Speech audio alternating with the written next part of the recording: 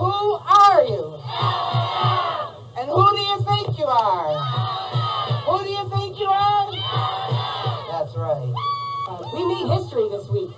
We all made history.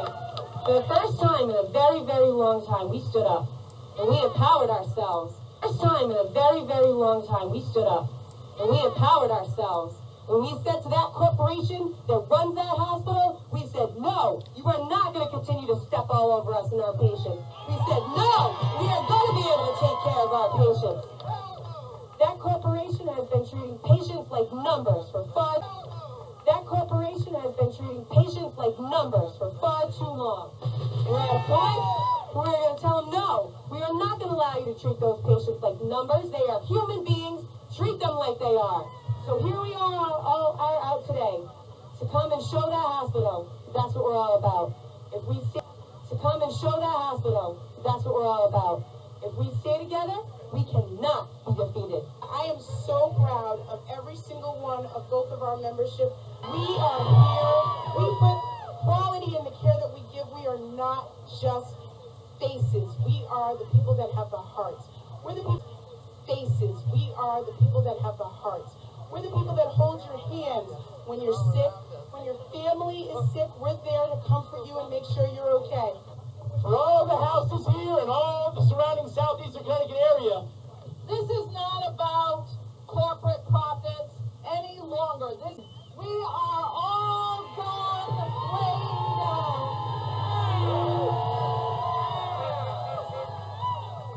For years, the middle class has given back. For years. And corporate profits in this not-for-profit hospital have gone stand by and allow your jobs to be given away, your wages to be given away, so that the very top can be successful and we have to struggle. We are done making sure the kids are okay, that our seniors, all the things they talk. This battle, fortified by the knowledge that we are not alone, that our struggle is a noble one, that on this day, in this place, we stood tall, we stood together, and we said, this is my community hospital. I am L&M. And I can tell you that your fight is our fight. Last year, while they're cutting first-line staff that works with direct care patients. So that's wrong. That's what's wrong with healthcare. So this fight is our fight, and we're next door, and we're here to support you anytime. Inspire us with patience before profits. They got us mixed up somehow. What a great afternoon. They got us mixed up somehow. What a great afternoon. And you know what? The sun is shining on all of us here right now. And if that's not a great sign for the success that you're going to bring to our community to care for our families, our patients, our community. Who are you? Our patients, our community. Who are you? That's right. You're not a building. You hold the hands, every one of you. And I want to thank you for that. So shame on Cummings and shame on the board of directors, because this is your hospital. Board of directors, because this is your hospital. These people here, not that building, you. And thank you very much. The hospital behind you is a not-for-profit, which means that all this land in our very small city is off our tax. This land in our very small city is off our tax rolls. Every taxpayer in our city, to the tune of millions of dollars, subsidizes our not-for-profit community hospital. And how have they behaved? With $200 million in Cayman Island bank accounts, attesting to the state of Rhode Island about their great financial health, so they can buy Westerly Hospital, so they can open new cancer centers, so they can buy more property in our city. They have plenty of money to invest in buildings. We want them to invest in our community. You know, a couple months ago, when this began, the hospital came to me and asked if they could rent Ocean Beach so that they could park replacement workers there. You But they also underestimated New London, because New London is a union town. New London knows how to fight back, and I told them to take a hike. New London doesn't stand with scabs. New London stands with our nurses. New London stands with our healthcare providers. All of New London stands with you, because New London is L&M. We are L&M. We are L&M. Because I know you want to be in there working, right? I know you want to be in there working, right? You want to be in there taking care of patients. That is what you do as well as any hospital in the United States of America. The nurses and everybody out here are great. The nurses and everybody out here are great healthcare providers. And I am so proud to be with you today. So proud to be with people who take care of other people when they need that care the most. There is no place the most. There is no place for lockouts. There is no place for lockouts. And I want to make sure that you are back on the job, providing the kind of health care that makes us proud, under conditions and terms makes us proud, under conditions and terms that are fair to you. That's all you want, right? Is fairness and justice. And I believe we can do it. You should never feel that you are alone. I am with you. Connect. Keep the faith. Thank you so much. God bless you. God bless you. It means that under the law, they did something they ought not do. And therefore, if they don't negotiate, we have no choice but to try to act. That's what an unfair labor practice strike means. This is not a strike for wages, not hospitals. To the proposition that to heal the community, to be part of the community. That's what this hospital has always stood for. And that's why the nurses hospital in New London have been the same. Frankly, most people in New London didn't know that. Most people in Connecticut didn't know that. Nobody wants to be on strike, but if you are not, that's what it's about. It's about fairness. It's about quality care. It's about making sure its promises to the New London community about when it says. A third city-state was officially created in 1982. That city-state is called the District of Columbia and is located on 10 square miles of land in the heart of Washington. The District of Columbia flies its own flag and has its own independent constitution. Although geographically separate, the city-states of London, the Vatican, and the District of Columbia are one interlocking empire called Empire of the City. The flag of Washington's District of Columbia has 3 red stars, one for each city-state in the 3-city empire. This corporate empire of 3 city-states controls the world economically through London's inner city, militarily through the District of Columbia, and spiritually through the Vatican. The Constitution for the District of Columbia operates under a tyrannical Roman law known as Lex Fori, which bears no resemblance to the U.S. Constitution. When Congress passed the Act of 1871, it created a separate corporate government for the District of Columbia. This treasonous act allowed the District of Columbia to operate as a corporation outside the original Constitution of the United States and outside of the best interests of American citizens. A sobering study of the signed treaties and charters between Britain and the United States exposes a shocking truth. The United States has always been, and still is, a British Crown colony. King James I was famous not for just changing the Bible into the King James Version. The charter granted America's British forefathers a license to settle and colonize America. The charter also guaranteed that future kings and queens of England would have sovereign authority over all the citizens and colonized land in America stolen from the Indians. After America declared its independence from Great Britain, it identifies the King of England as the Prince of the United States and contradicts the belief that America won the War of Independence. Although King George III of England gave up most of his claims over his American colonies, he kept his right to continue receiving payment for his business venture of colonizing. Really won the War of Independence, they would never have agreed to pay debts and reparations to the King of England. When Congress passed the 13th Amendment to the Constitution, the U.S. President was made subservient to the King of England. The 13th Amendment is called the Title of Nobility Amendment, and forbids U.S. is called the Title of Nobility Amendment, and forbids U.S. presidents and their officials from using royal titles like king or prince or baron. For some mysterious reason, the 13th Amendment, which was ratified in 1810, no longer appears on current copies of the Constitution.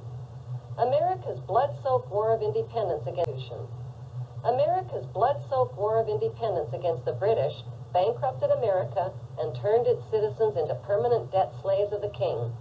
In the War of 1812, the British torched and burned to the ground the White House and all U.S. government buildings, and destroyed ratification records of the U.S. buildings, and destroyed ratification records of the U.S. Constitution.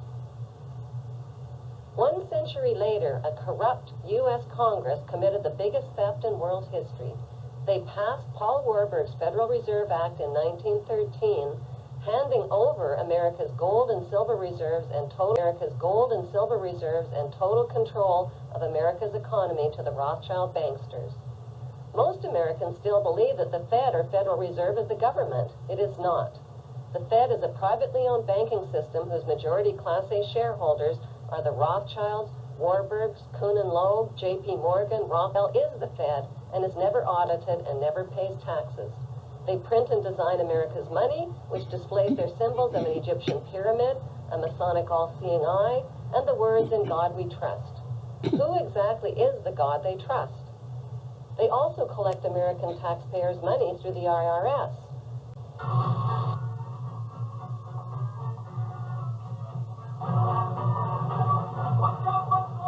American presidents are handpicked and financed by these special interest power groups. Like George W. Bush, John Forbes Kerry, whose initials are JFK, is a member of Yale University's Skull-Tendency from Captain Robert Bennett Forbes, who was a drug runner for the Rothschilds' opium drug trade with China in the 1800s.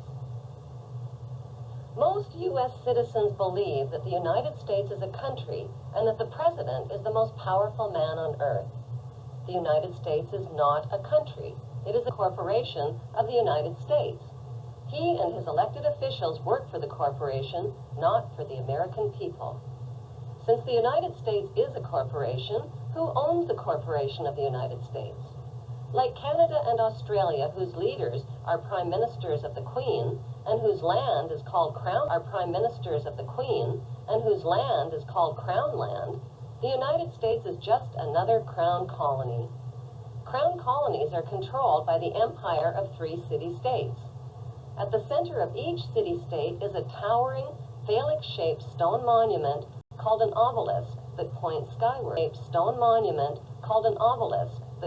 skyward.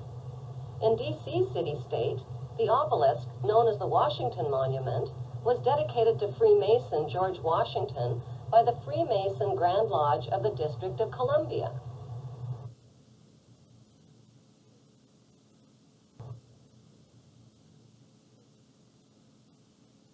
Who's really behind what's going on in this country? None of this is an accident. This is orchestrated. This has been planned and plotted. It is moving right along. What's going on? Who's really behind it? And nobody does that behind it. And nobody does that better than Dr. Coleman. And this is the only country left that stands between that and the New World Order, which will drastically change everybody's lives. He has first-hand experience with most of the things that are going on here. He's also in the Kane Museum in Egypt, the Congressional Records tree. And he would feel very comfortable, in debating the Supreme Court justice on the Constitution at any time, because our Constitution is basically being walked all over. But at this time, I'd like to bring on Dr. Coleman. Thank you here this morning. A message that I hope will galvanize us all into much needed action. Anarchy and chaos prevails in Washington, D.C. because the federal government has seized powers percent unconstitutional. Now, I'm paranoid, but let me tell you what the real meaning of the word paranoid is. It is a man or a person who has the ability to link events. That's seemingly true meaning of paranoia, or being paranoid. How many times haven't I heard it said of me, that fellow's paranoid? Yes, I'm glad to admit it, because I have the ability to connect events that are seemingly unconnected. And when you do that, you begin to arrive at the truth. When you do that, you begin to arrive at the truth. It's taken me 25 years to come to the conclusions that I have come to. And I want to tell you that one of the biggest things I discovered in my work was a supranational committee composed of 300 men. I came across this quite by accident when I was serving in Africa, in Angola, and I was given a series of documents which were only supposed to be handed in to top-level people. They were what we called, in the black African countries, and that I was actually working for a committee called the Committee of 300, also known in intelligence circles as the Olympians. In 1986, I wrote a work called Mind Control, Metaphysics, Extremely Low Frequency Radiation, and Weather Modifications. And in that work, July the 8th, 1986, I said that the top-level intelligence organization in the United States was the National Reconnaissance Office. And I even had the audacity to give the address of this organization.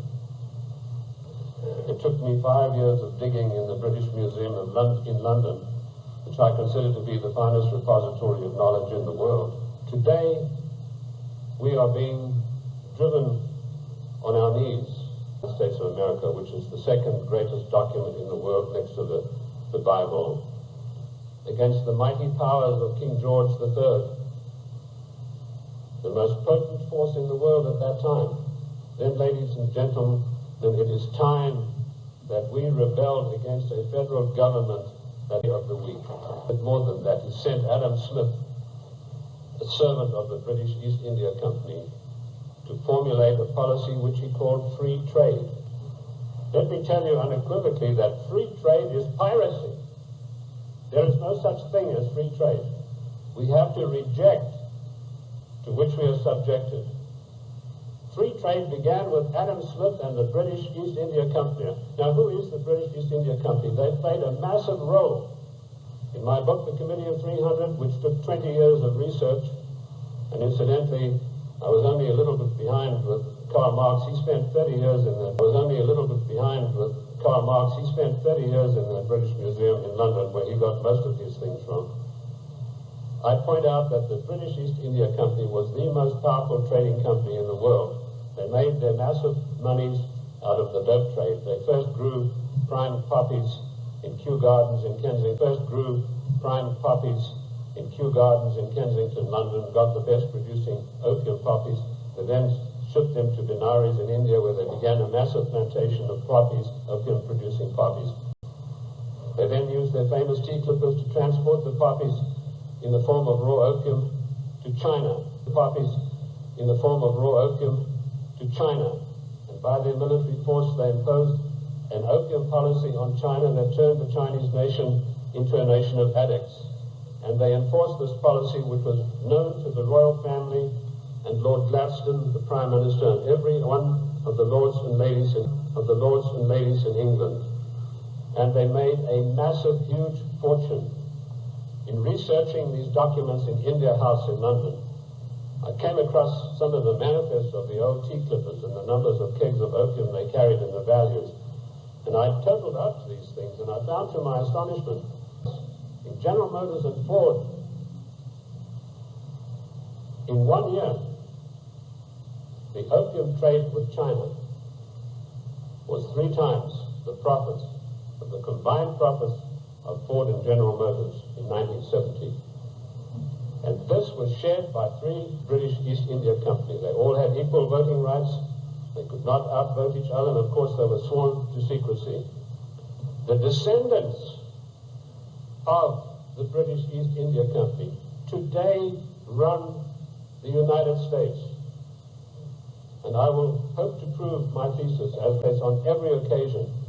They armed the Indians, they armed the people against the settlers who were pushing west. They ran the Hudson's Bay Company.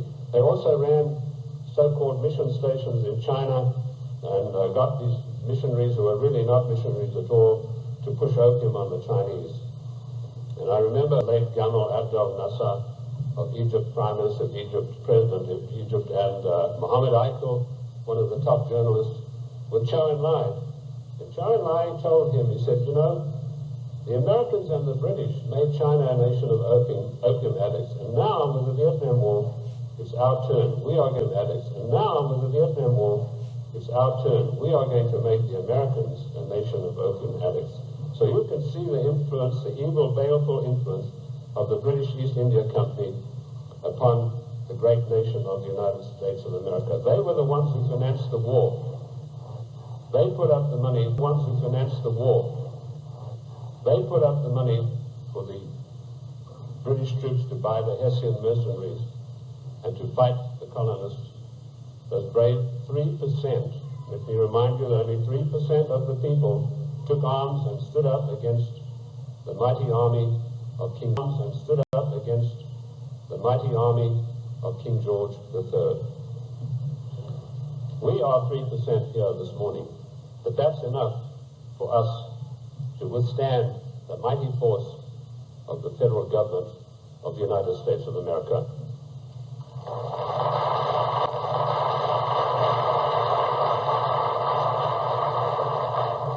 These 300 men in the Committee of 300 still run the world today with an iron fist.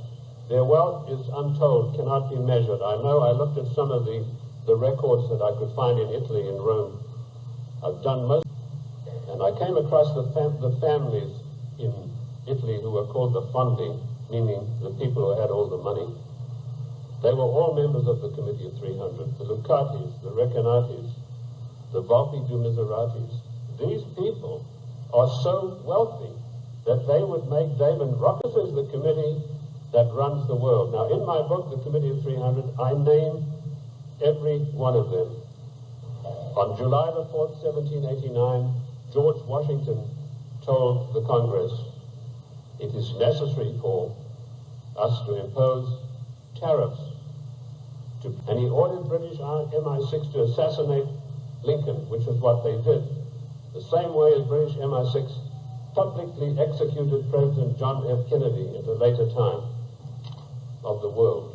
And I'm going to leave that subject for now and return to it later. The thing is the type of questions that are most often asked of me. I've dealt with that. I've told you this is a supranational body that knows no boundaries, respects the laws of no countries. Are 300 men that rule the world. They are known only to each other, and nothing happens. They are known only to each other, and nothing happens without their consent.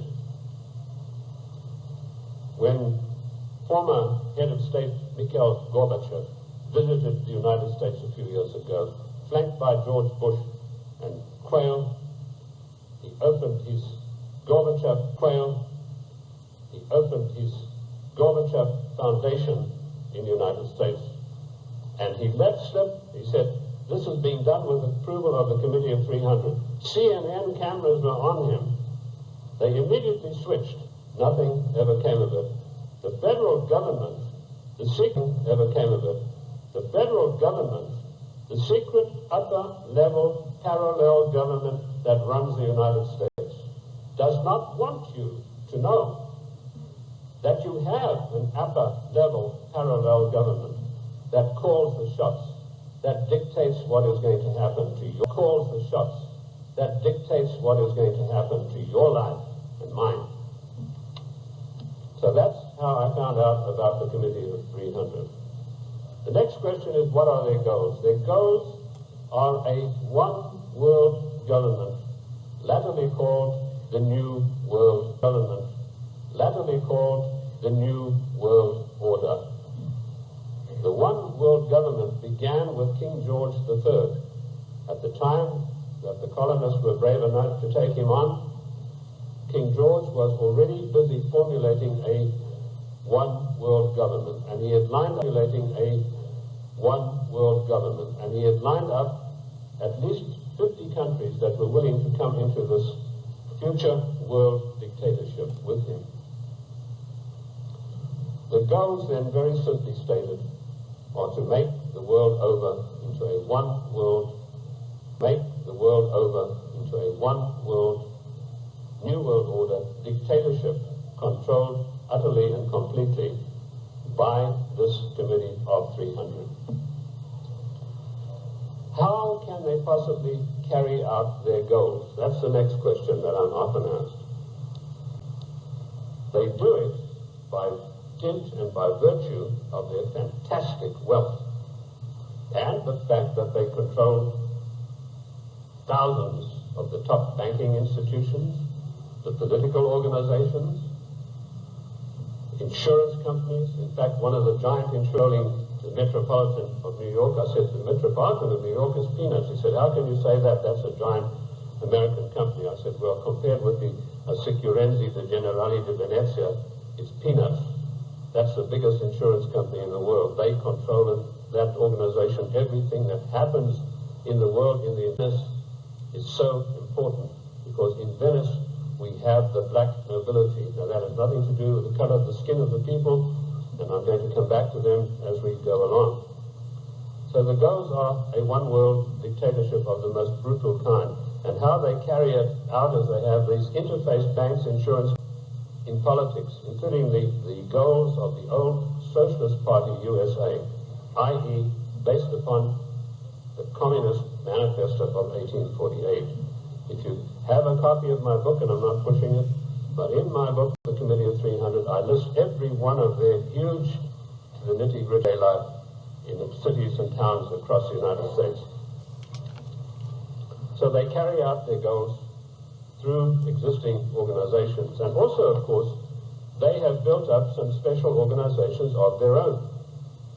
When I first started writing in America when I came here in 1969, I revealed the existence of an organization called the Royal Institute for International Affairs, which is located at Chatham House in 10 St. James Square in London.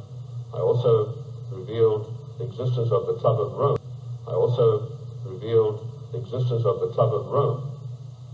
The Cini Foundation, the Mont Pelerin Society, the Order of St. John, which is known but not known.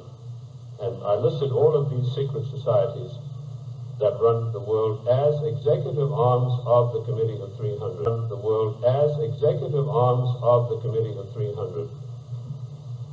So it controls the world through all of these. The Royal Institute for International Affairs is the executive arm of this committee, which gives instructions to the United States government to this very day. The chain of command is as follows. Every Secretary of State that has been appointed since 1919 is appointed by the Royal Institute for International Affairs. That may come as a shock for you. You think you vote and you put a conservative in the White House, and then he appoints supposedly or allegedly conservative people to. I ask you to find me a conservative Secretary of State since 1919. And if you search diligently and apply the correct rules, you'll come out blank. Every one of the Secretaries of State was chosen in London by the Secretary of State, as was James Earl Carter. He was specially chosen because he'd had 3 mental breakdowns, and they felt he would be a good guy to manipulate the neck. But James Earl Carter was not a known entity in the American scene. I first heard of him through my intelligence contacts, particularly my French sources. He was going to be a peanut farmer from Georgia. And I said, how come? He said, right now they're meeting at the Dorchester Hotel in London. And if you get your fanny over there, he said, you'll find that there's a lot of goings-on you might like to look at. And lo and behold, that's what was happening. The International Affairs had ordered David Rockefeller to find a candidate who was totally weak, preferably a little mentally weak. And they took one of the greatest brainwashing specialists in the world, trained by the Tavistock Institute for Human Relations, Dr. Peter Bourne, on the job. And he said, Dr. Peter Bourne, on the job. And he said, well, it's funny you should say that. One of my patients is a guy from... Clinton went up there, brushing his forelock back, said, well, you know, there's one problem. My wife's left me. So Mrs. Harriman was dumbfounded. She said, well, you better give it back in a hurry. So Mrs. Harriman was dumbfounded. She said, well, you better give it back in a hurry. And he said, no, she doesn't want to come back to me because of my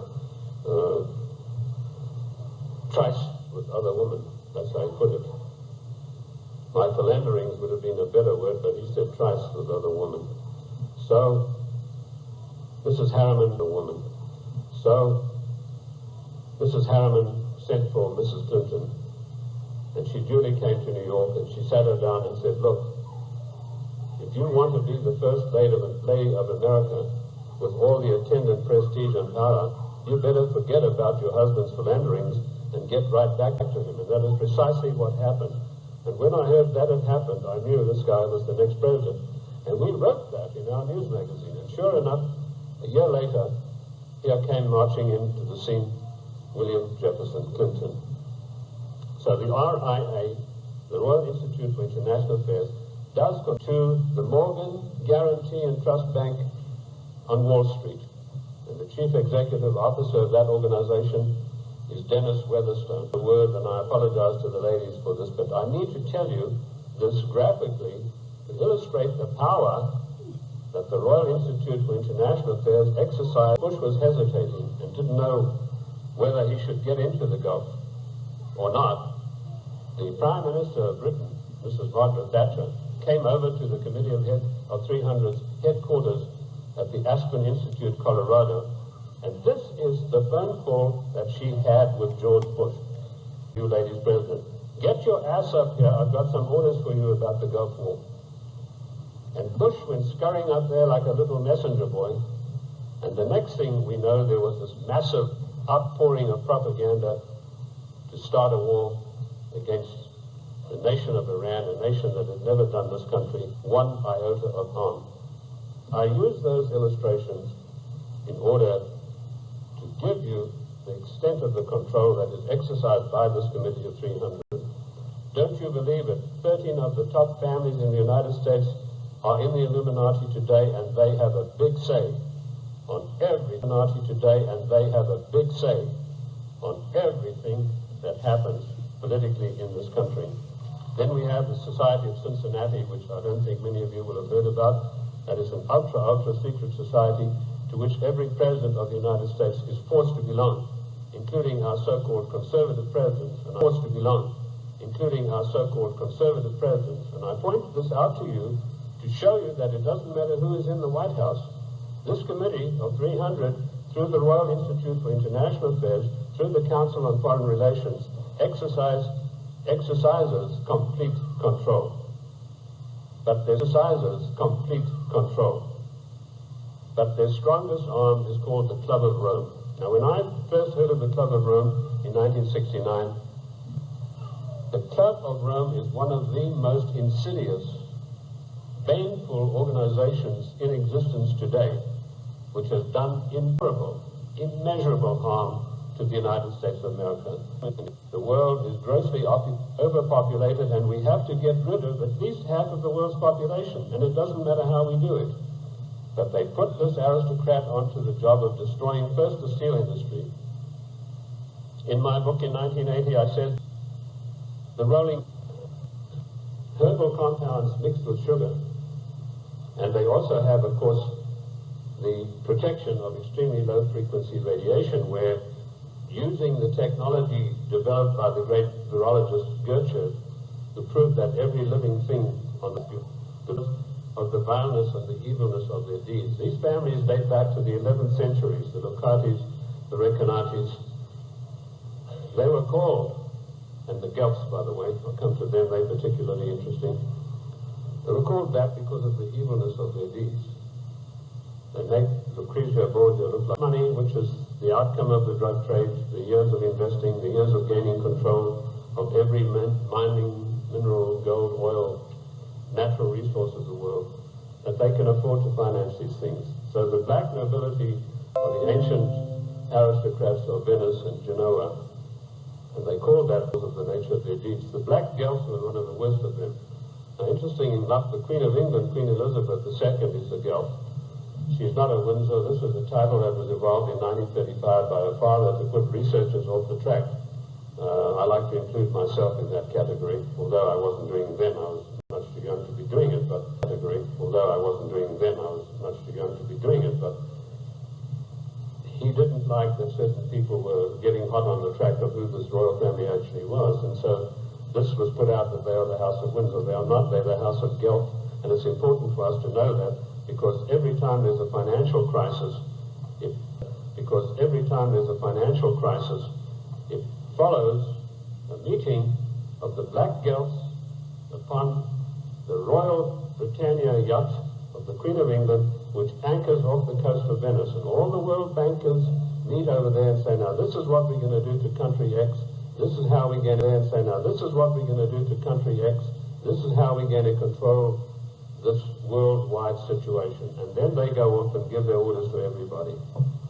So that is the way it is done. I told you earlier that they controlled the United States even in the days of President Lincoln. They had him assassinated on the orders of Disraeli. And they then, of course, in later years, were able to elect one of the worst socialists we've ever had the misfortune to suffer under, Woodrow Wilson. Wilson was elected by a ploy. Of course, they got Teddy Roosevelt and the Bull Moose Party running as a Wilson could be elected as a socialist president. Now, our eyes have been fixed on Moscow. We've been led down the garden path, ladies and gentlemen. All of the time we've been looking at Moscow. We've been told what demons they are in Moscow. Rightly so. But all the time this was going on, the Trojan horse was away from us. And in my book, Socialism, The Road to Slavery, I give you a full and factual description of exactly how this was done. In 1898, the Fabian Society, a socialist organization, sent Ramsay MacDonald, Prime Minister of England, to the United States to spy out the land. Middle class, and you have the Constitution of the United States, both of which have got to be destroyed before we can socialize America. The first step they took was getting a socialist president in office in the form of Woodrow Wilson. Woodrow Wilson was controlled out of England by Sir William Wiseman, head of the North American desk of MI6. Now, in case you don't know MI6, it is the most powerful and the oldest of all intelligence agencies in the world. They taught the CIA. They taught the Vatican. They taught the CIA. They taught the Vatican intelligence. They taught the French intelligence. They taught the Mossad. They taught the Cheka. Captain Hill of MI6 went out and set up the Mossad. And Captain Hill went to Russia and helped the Bolsheviks set up their single-cell apparatus, and helped the Bolsheviks set up their single-cell apparatus. Sir William Wiseman was the controller of Wilson through Colonel House. Now, who is Colonel House? He was an unknown person who emerged out of Texas. His father served the Rothschilds during the Civil War. Emerged out of Texas. His father served the Rothschilds during the Civil War, and he emerged out of the war as the only person in Texas who'd made any money. And House was sent to Washington in order to control the first socialist president, and he took his orders from Weizmann. And House lived but a few blocks away from Wilson, and above Weizmann had an apartment. And that type of control is not gone. It is still here to this very day, right now, as I speak to you. Other questions. Give us some examples of what you're talking. How do we know that what you're saying is true? I'll refer you to the great soldier son of the United States of America, a great Christian. When Douglas MacArthur was in Korea, he and General Stratemeyer of the Air Force devised a plan that would have put China out of action for the next 50 years. He submitted this plan to Washington, served by the name of Dean Rusk, immediately summoned the President of the United States to a meeting in Blair House. And he said, Mr. President, we have seen the plan submitted by General Douglas MacArthur, and there's no way in the world that you can allow him to implement that anything that relates to China has to be cleared by the Royal Institute for International Affairs first. And he said, they don't want you to do this. And MacArthur was not allowed to carry out his plan. And 50,000 sons, beautiful Americans, were slaughtered on the battlefields of Korea needlessly because of orders from the Royal Institute for International Affairs. And that same institute is controlling President William Jefferson Clinton to this day. MacArthur was eventually bowler-hatted on the orders of the British government. I mentioned earlier the death of John F. Kennedy. Given the methods that are well known in intelligence circles of how to get rid of bothersome people, it would have been a very simple management. It would have been a very simple management to make it look as though Kennedy had died of a heart attack or some other natural cause. Instead of that, in order to warn every president that would follow in his wake, every powerful person in this country in the know, you do not kick over the traces. You obey us, or you will see what will happen to you. Kennedy was publicly and brutally executed in a plan carried out by a British under the control of Sir William Stevenson and his lieutenant, a Canadian citizen by the name of Major Louis Mortimer Bloomfield. Now, you won't get that in any of the accounts of the Kennedy assassination. You'll find it in my book, The Committee of 300. You'll also find it in my monograph. William Stevenson ran American intelligence throughout the Second World War out of the RCA building in New York.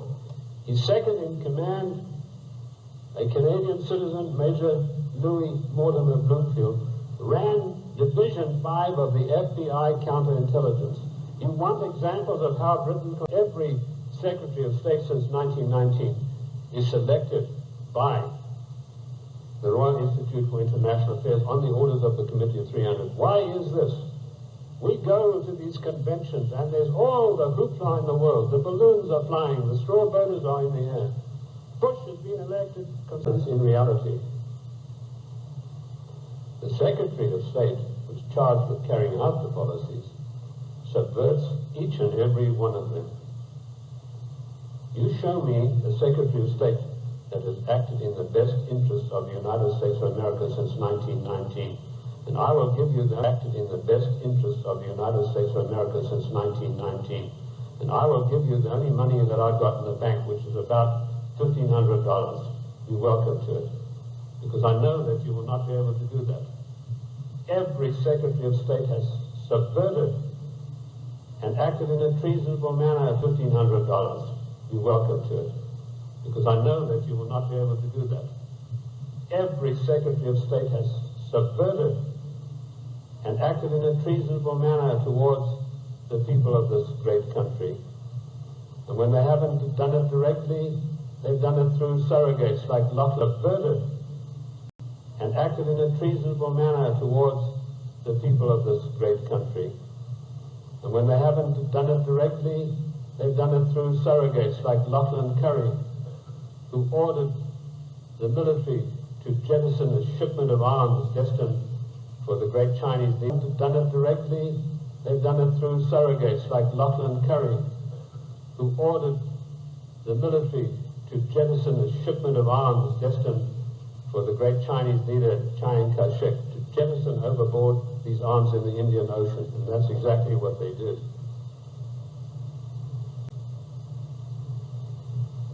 We think that we elect our presidents. Ladies and gentlemen, we do not elect our presidents. They are selected for us long before we've even heard of them. And I've given you 2 examples this morning of how this is done. The 300th political event that takes place in this country. And it was this office, through Margaret Thatcher, that ordered President Bush to violate the Constitution of the United States of America and to violate his own personal oath to uphold the laws of the United States by sending our troops to the Gulf. And we did it by the dirtiest of dirtiest tricks. We got the daughter of one of the Al-Shabaab clan, there are over 400 of these people, and these are the most degenerate. The ruler has 140 wives. He doesn't have them all at the same time. When he gets tired of one, he says, I divorce thee 3 times, and she's gone. 140 marriage certificates. This is the man that your sons and your daughters are propping up today in Kuwait in a most illegal manner, in violation of the Constitution of the United States of America. And Bush did a Texas two-step around the Constitution. In so-called police actions, the president has 45 days to use only one branch of the service. Bush violated his oath of office by going to the United Nations, to which we do not belong, and getting them to give him a so-called, and since then they've been to give him a so-called, and since then they've been stealing the oil off Iran, and the proceeds go to the British banks in the city of London for the Committee of 300. They're just doing the same thing now in South Africa with the gold. That's part of their tactics to gain control of all natural resources through the world. I also touched all natural resources through the world. I also touched briefly on Giovanni Agnelli and Mrs. Clinton and how she had left her husband. I personally am not in favor of political parties. Unlike George Washington, he said, political parties are baneful. He said, political parties are baneful, and in the long run they are harmful. But this is the first time you're going to hear this now of the scandal where our prisoners were kept there until Reagan was elected the president, of how bad your Republicans are, President Bush. And on the strength of that, of the decadent Al-Shabaab family, whose money goes to the Royal Institute of International Affairs banks in London, to deal with it and push it into a socialist new world order, a one world government. To go to Washington and stand from today, all of these unconstitutional measures will be rolled back and a new system will come into being. The Federal Reserve Bank, that private enterprise bank, will be put out of business. Members, and particularly those from the Jewish community, who are angry, hurt, and offended that this event is taking place, and they have called for its cancellation. We very much regret that this is the case. However, it remains the library's belief that we must stand by the principle of freedom of expression, and therefore the decision was made not to cancel it. The selection of materials collected and presented at Vancouver Public Library is based on the belief that every person has the right to access all expressions of knowledge, opinion, and creativity, and express their thoughts publicly within the limits set by law. This freedom of access is essential to the health and development of a democratic society. However, freedom cannot be limited by the personal views of any group or individual, even the majority. Greg Felton's new book, The Host and the Parasite, is such a book. He has a bachelor's degree in Russian studies and a master's degree in political science from the University of British Columbia. With that, I will now introduce Greg Fell. Those who have looked at the United States over the last 8 years can only look with sadness and despair at what has happened to what used to be a republic. For 225 years, the United States has been at least nominally supportive of things like individual rights, protection of the person, the rights against the accused, the right against illegal search and seizure. And now, as we look around, we have the United States becoming the apotheosis, the very opposite of what it started out to be. Torture is now officially justified as national policy. The United States has declared war on its own citizens. People can be warranted. Wiretaps are allowed without judicial permission, much of it earned during the time of George W. Bush. And over this time, we are supposed to think of the United States as a republic, as the same country that you and I grew up with, affection for the United States, peace, justice, and the American way. Well, that no longer applies. That the United States is fundamentally different than what it was during the 1950s and 60s, or even the 1970s. And because of that, I think I'd like to explain why this change took place. The United States went downhill when George W. Until Bill Clinton was, while Bill Clinton was president, we had a pretty good time. September the 11th, knocked down a couple of buildings, led to the passage of the USA Patriot Act. And from there, people might argue, we went into torture and all other sorts of things you can associate with undemocratic activity. Well, if you do that, you end up with a problem. And the problem is this. On October 3rd, 2001, 24 days after September the 11th happened, the Department of Justice handed Congress a document. It was called the Patriot Act. And Congress was told to pass it. Now, Congress is a legislative body. It's the body that makes laws. But here we have a Congress being told to follow a diktat from the executive, which is kind of weird. At least Congress should have the right of oversight. Congress should at least evaluate it, discuss it, debate it. Congress should at least evaluate it, discuss it, debate it. The Patriot Act was entered into the House October 23rd and signed by Bush on October 26th. But that document did something very strange and very sad, as it legislated the Republic. But that document did something very strange and very sad, as it legislated the Republic out of existence. That document killed the Republic and turned the United States into a proto-fascist empire, legally.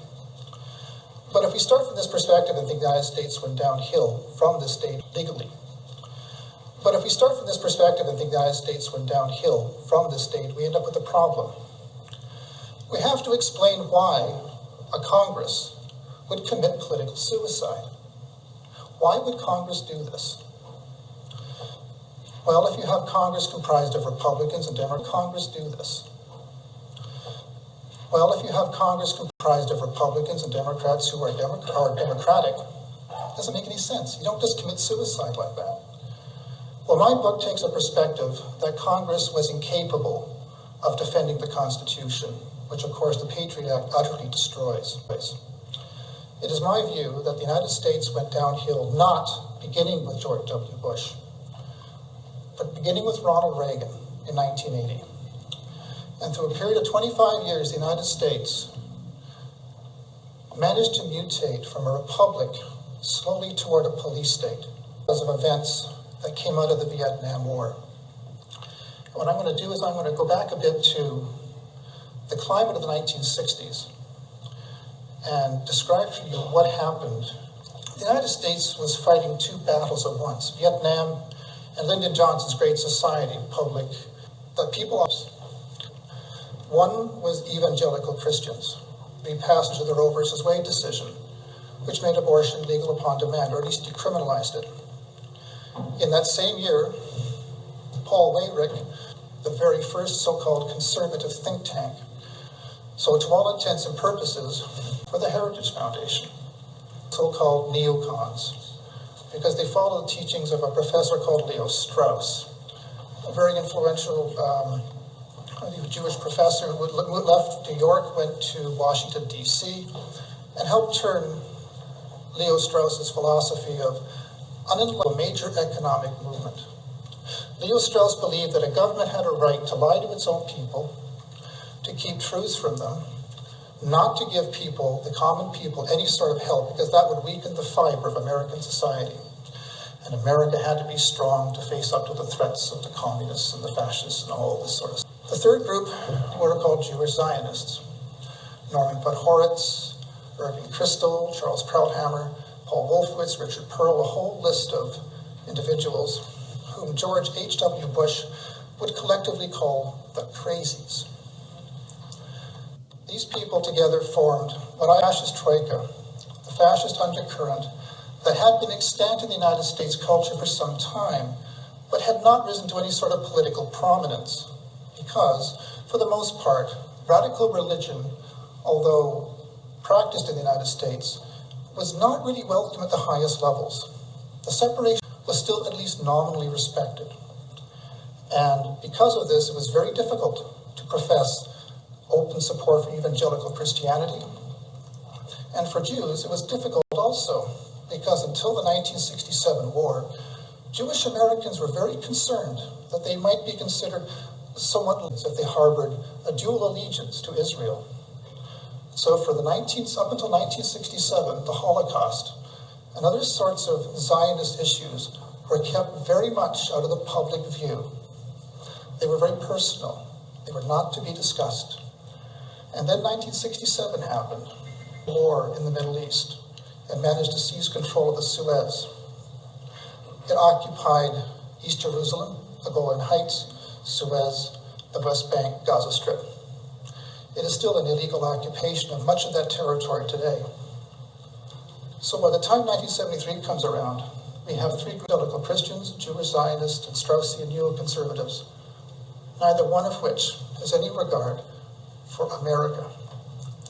What happened then, during this period, which was a reaction against the populism of the 60s, came to a particularly interesting with Jimmy Carter's victory over Gerald Ford to turn its back on the Vietnam War. The cruelty, the sadism, the lies, the corruption, the violence perpetrated in the name of a misbegotten war, and turn their minds forward to look for something else. And Ford was a remnant of the old country, though a very good man. Carter was an evangelical Christian, a Baptist. He made it possible for Christians to come out from the closet, so to speak, and profess both a political and a religious identity. Is that, with respect to the Middle East, he was not there to represent the United States. He was there to represent, well, Israel. Because soon after he was elected, now I'm talking about 1977 March in Clinton, Massachusetts, he delivered a speech where he spoke, urgently, I think, about the need for a Palestinian homeland. Well, the Israel lobby basically had a collective heart attack.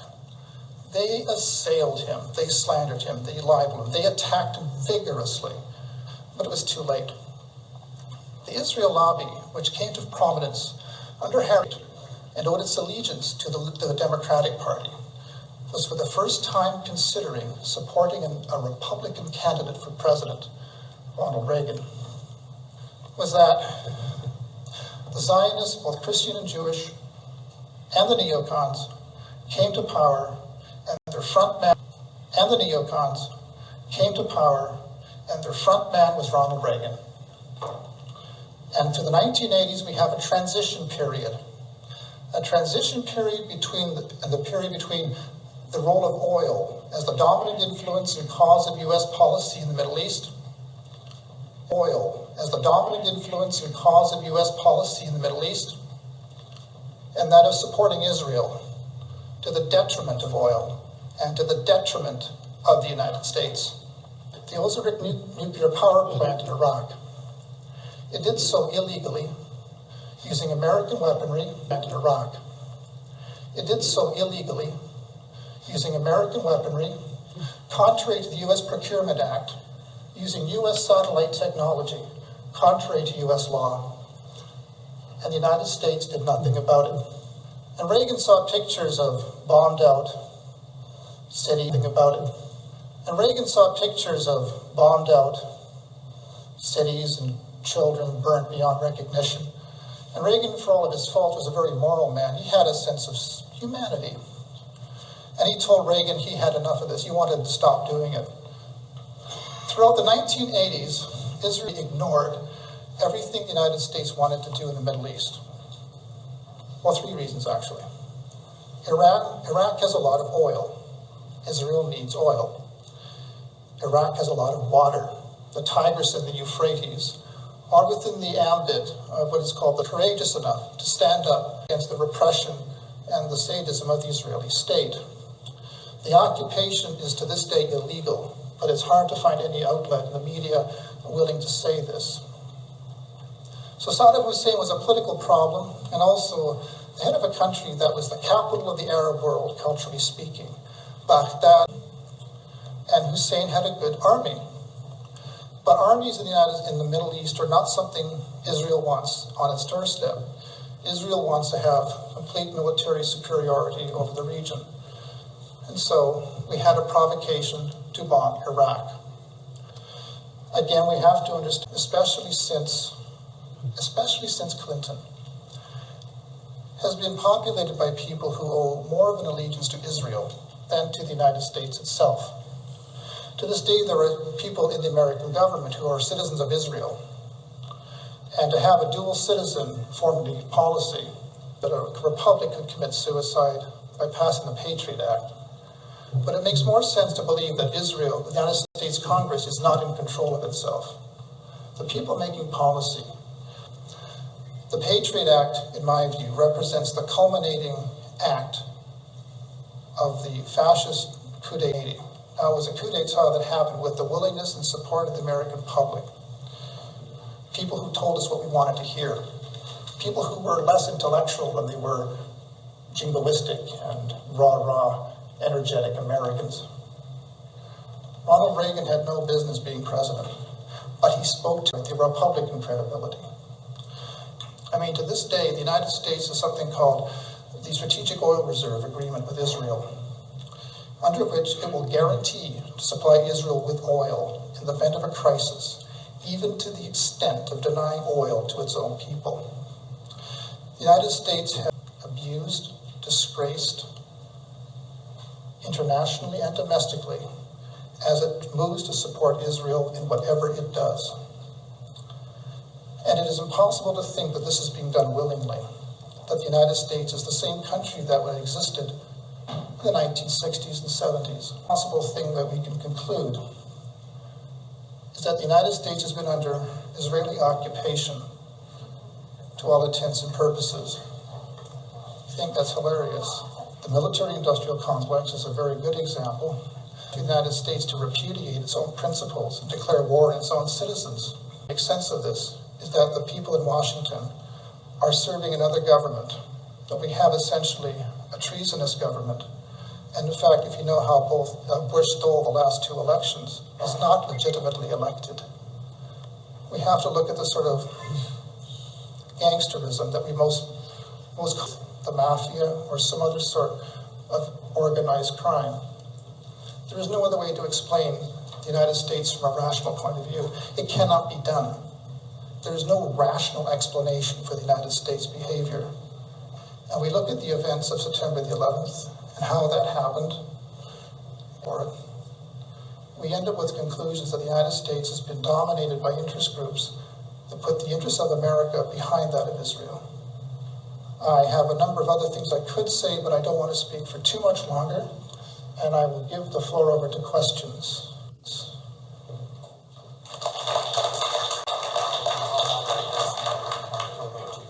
Menachem Begin, in 1982, said in the New York Times, the Egyptian army's concentrations in the Sinai did not prove that Nasser was really ready to attack us.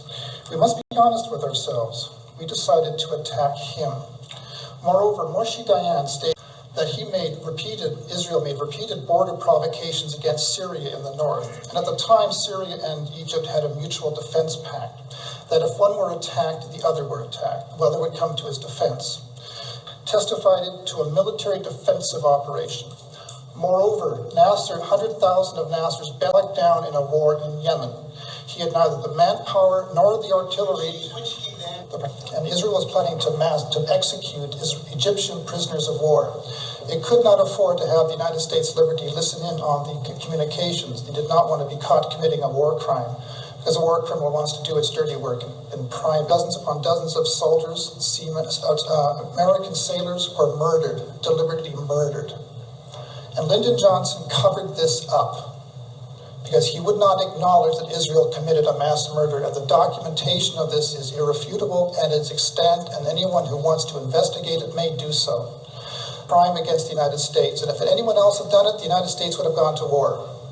But Israel gets away with murder literally, because Israel is Israel. And the connection between Zionist money, influence, coercion, and power, the Zionists actively took part in the extermination of European.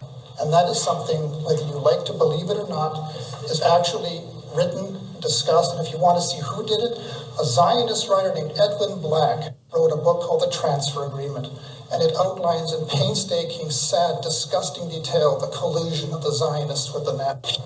Wrote a book called The Transfer Agreement. And in painstaking, sad, disgusting detail the collusion of the Zionists with the Nazi Reich to sabotage the Jewish war veterans of America who started the worldwide boycott to bring down Hitler's Germany. That boycott was so effective. Edwin Black. In 1949, Israel was admitted to the United Nations, admitted under UN General Assembly Resolution 273. Israel is the only UN member to be signed in on a conditional basis. It signed a document by which it promised to recompense every Arab displaced by the invasions of 47-48 and to recompense every Arab displaced by the invasions of 47-48 and to return to their homes. And they implicitly accepted the terms of UNGA Resolution 194. And since a GA resolution is enforceable, if both parties agree to be bound by it, Israel has every right, as it is enforceable, if both parties agree to be bound by it, Israel has every right, as obliged by law. It is important, and I come back to making the statement again, that in presenting a program such as this, the library is not endorsing the views expressed by individual speakers. The library is not endorsing the views expressed by individual speakers. When the global economy crashed in 2008, costing tens of millions of people their savings, their jobs, and their homes. The bankers who caused the crisis did not get arrested. They did not get jobs in their homes. The bankers who caused the crisis did not get arrested. They did not go to jail. This corrupt network of elite financial criminals has infested itself into the top levels of the U.S. government, military, business, and intelligence sectors. If we don't address this information now, it's only going to get $40 billion covert operations war chest through the purchase of 10-year securities that, as it happened, were scheduled to come due on September 12, 2001. Pockets of these economic hitmen who swooped in to devour the collapsing Russian economy after the fall of the Soviet Union. A spectacular investment for all, at least until money when the 10-year deadline came up and the securities became 39 out of the 40 people who worked in those offices were killed on 9/11, including the entire chain of command. The Pentagon's financial accounting offices in that same wing were also an obvious target, as were the passengers on board Flight 77, many of whom coincidentally held top-secret clearance operations. Agents of the Office of Naval Intelligence had also been investigating financial transactions which were linked to securities being managed by those securities dealers in the World Trade Center that were also targeted. 31% of the 125 fatalities in the Pentagon were from the Naval Command Center that housed the Office of Naval Intelligence. Fatalities in the Twin Towers came from two companies that managed U.S. government securities, Cantor Fitzgerald and Eurobrokers. There were three major security brokers in the World Trade Center, Cantor Fitzgerald, Eurobrokers, and Garvin Intercapital. At 8:46 on the morning of September 11th, Flight 11 flew directly into Marsh & McLennan's security, in which Cantor Fitzgerald was situated. Cantor Fitzgerald was the largest security dealer in the U.S. Shortly after that, a massive explosion went off just under the FBI offices in the North Tower on the 23rd floor, Shortly thereafter, at 9:03, Flight 175 hit the South Tower right below the floors on which the explosive, fiery destruction consumed the offices in the several floors above, destroying files and trapping victims inside. In the midst of all this, Building 6 was destroyed by an explosion that took place before either tower fell. The El Dorado Task Force was an interagency money laundering watchdog group responsible for coordinations in the U.S. Building 6 was located directly between the North Tower and World Trade Center Building 7. While large portions of World Trade Center 6 were gutted by explosions and later by falling debris from the North Tower, the building itself did not suffer a global symmetric collapse at near freefall acceleration as did Buildings 1, 2, and 7. Sunfield took some interesting pictures of the U.S. Customs Vault in the basement of World Trade Center 6, which was found completely empty and left with the door wide open. All of its contents appear to have been looted during the attacks. There is also evidence that gold was being looted from the vaults beneath World Trade Center 4. The Federal Reserve declared gold was being looted from the vaults beneath World Trade Center 4. The Federal Reserve declared an emergency and invoked its emergency powers that very afternoon. On September 14th, the Securities and Exchange Commission declared a national emergency and for the first time in U.S. history invoked its emergency powers under the Securities Exchange Act Section 12K and invoked its emergency powers under the Securities Exchange Act Section 12K and eased regulatory restrictions for clearing and settling security trades for the next 15 days. These changes would have allowed the estimated $240 billion in covert government securities to be cleared upon maturity without the standard regulatory controls around identification of ownership. The towers needed to be demolished to create a big enough mess that the illicit activities taking place behind the scenes that morning could be hidden in the confusion of that day. Okay, now let's talk a little bit about who did it and how that day.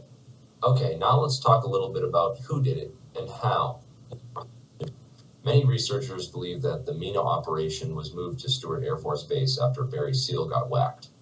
On September 10, 2001, Secretary of Defense Donald Rumsfeld announced that $2.3 trillion in unadjusted funds were missing. Whose responsibility it was for tracking that money down were destroyed when American Airlines Flight 77 impacted that very section of the building.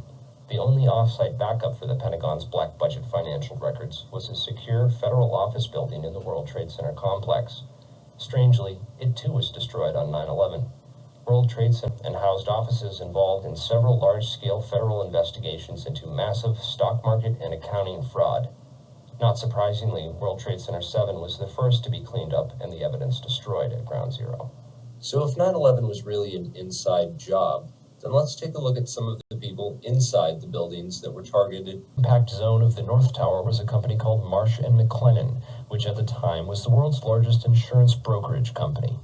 One of Marsh's executives was a guy named L. Paul Bremer, who was also the chairman of the Congressional National Commission on Terrorism from 1999 to 2000, and the U.S. Ambassador at Large for Counterterrorism. From work on the day of 9/11 and dying inside the towers with hundreds of his employees, Bremer decided to go on MSNBC and tell the world that Osama bin Laden was behind the attacks and possibly Iraq and Iran. L. Paul Bremer was called away from Marsh in 2003 to become the Iraq occupation governor, a role he has been widely criticized for. So Bremer not only worked as governor, a role he has been widely criticized for. So Bremer not only worked inside the buildings, but had offices directly in the impact zone of the South Tower where Flight 175 would hit. He missed work on 9/11 to give us the official story on national television and went on to be the Iraq occupation governor. You really can't get more connected to 9/11 than that. Bremer was also on the Bremer was also on the International Advisory Board for the Japanese mining and machinery company Komatsu, which at the time had been involved in a joint venture agreement with Dresser Industries, the oil services intelligence front where Prescott Bush Sr. and George H.W. Bush got their start with. As many of you know, residues of thermite, a highly energetic chemical mixture, have been confirmed in samples of World Trade Center dust, and the use of thermite at the World Trade Center was also revealed by environmental data. Jim Pierce had arranged a meeting on the 105th floor of the South Tower for that morning. Pierce survived that day despite the fact that 12 people came to the meeting in the South Tower and 11 of them died. The location of the meeting had been changed the night before to the Millennium Hotel, where Pierce watched the South Tower as it was hit by the aircraft. Apparently, the TASC worked with so-called black or top-secret programs. TASC also worked closely with the National Institute of Standards and Technology. Kasputis was also a member of the Logistics Management Institute, LMI, whose members included Paul Kaminsky of In-Q-Tel and General Dynamics, Charles D. Bono, Samuel Nye, and Michael Daniels of Scientific Applications International Corporation. LMI's self-proclaimed role is advancing the science of government. Kasputis' connections to the DOE from 1977 through at least 1997 are interesting, considering that the DOE was developing thermite ignition devices as on to become the CEO of Baseline Financial Services, which was directly in the impact zone on the 78th floor of the South Tower. According to NIST, Kasputis' Baseline Financial modified the southeast corner of floor 78 in 1999, exactly where the aircraft hit on 9/11. Floors 77 and 98 respectively. In 1996, Washington took over Morrison Knudsen, an engineering and construction firm that had a history of working on large-scale projects around the world, including in China, Iran, Afghanistan, and Saudi Arabia. The Army Corps of Engineers hired Morrison Knudsen to demolish over 200 buildings in 1995. The labs and the Savannah River site signed an agreement of cooperation to share technology. Savannah went on to add developing sol gel technology for fuels and other applications to its portfolio. Sol gel technology is utilized by Lawrence Livermore National Laboratories for making nanothermites. In another coincidence, Savannah River took that ground zero by providing, as part of these proceedings, to a number of companies, including Komatsu. Washington also made payments to Greenhorn and O'Mara, whose employee, Teresa McAllister, was a lead author of the FEMA and NIST reports on the World Trade Center disaster, and to Sumitomo Bank, which was closely allied with Komatsu. Building 7 site, which collapsed at 5:20 p.m. on the afternoon of 9/11. This building was home to the CIA, in fact, the largest CIA headquarters outside of Langley, Virginia. It also housed offices for the Secret Service and the Securities and Exchange Commission. One of the most interesting tenants, however, was then Mayor Giuliani's Office of Emergency Management floor. This floor received $15 million worth of renovations, including independent and secure air and water supplies. Mayor Giuliani was a former U.S. prosecutor for the South District of New York from 1983 to 1989, who was in charge of investigating the terrorist financing Bank of Credit and Commerce International. After he left his job as a prosecutor to start a political career, he worked for a law firm called White & Case that actually represented BCCI. So he went from prosecuting the BCCI to working for a law firm which defended the BCCI. This was likely his foot in the door of this underground corporate criminal network. Giuliani would later help to destroy all the crime scene evidence from Ground Zero. Giuliani's sidekick on 9/11 was Police Commissioner Bernard Kerik, who appeared to be coaching some of Rudy's actions that day, keeping him away from the media, and even answering questions for him about explosives in the buildings. In fact, Bernard Kerik gave us the first official government pronouncement that no explosives were involved in the destruction of the World Trade Center buildings. And lastly, we have the Pentagon. It's certainly peculiar to say the least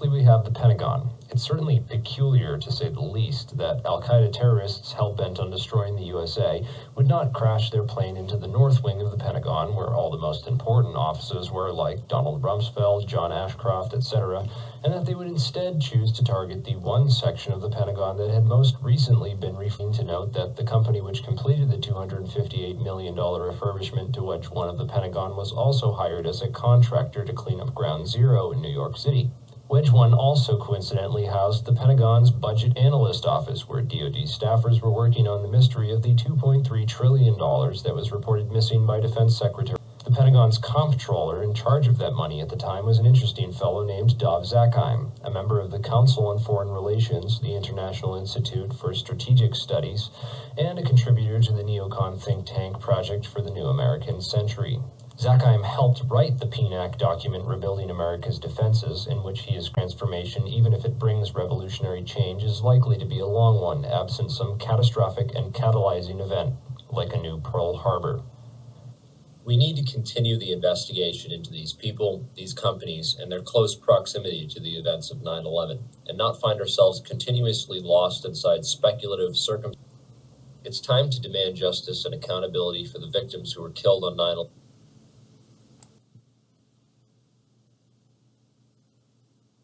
To allow the immigration of German Jews and the transfer of their assets to Palestine. That deal, reported in August 1933, was the transfer agreement. That deal, reported in August 1933, was the transfer agreement. Palestine, sparsely settled by Jews at the time, was radically changed as a result.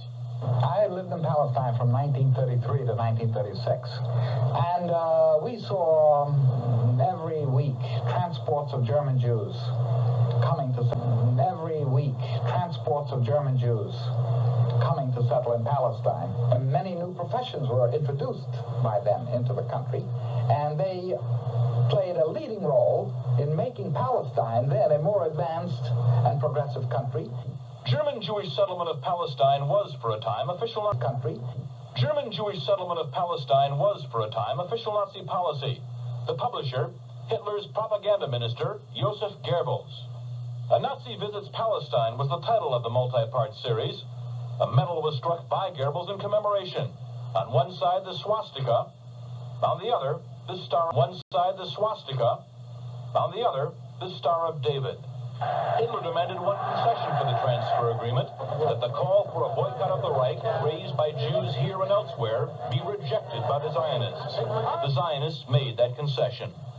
That's the Edwin Black book, The Transfer Agreement, a US news report on it, the boycott of Hitler by the Jews. Well, I mean, this is actually, again, fairly well known to those who know their history, and that he also helped to train Mossad. Called Netanyahu government fascist.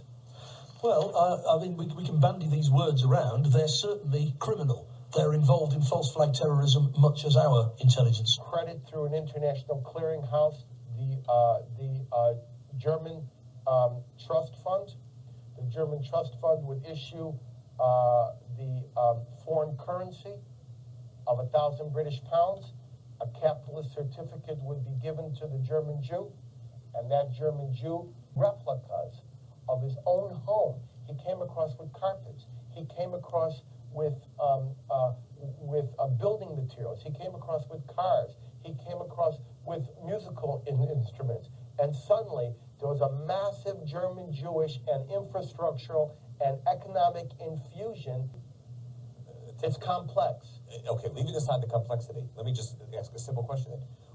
Was this then a situation whereby the Jewish community and somehow was contributing to the Nazi efforts and helping to finance what it is that they wanted to be able to do? Yeah. What it is that they wanted to be able to do? Yeah. And that must have been also one of the causes for such an explosive reaction to your book, right? Yeah. It's a deal with the devil, not with the angels. It's a deal with the people who want to kill you. So basically, every time they rescued a Jew, they paid into the Nazi economy. And went on their own, is that right? They didn't care about the American Jewish Committee. Right. In fact, Zionism was controlled out of London.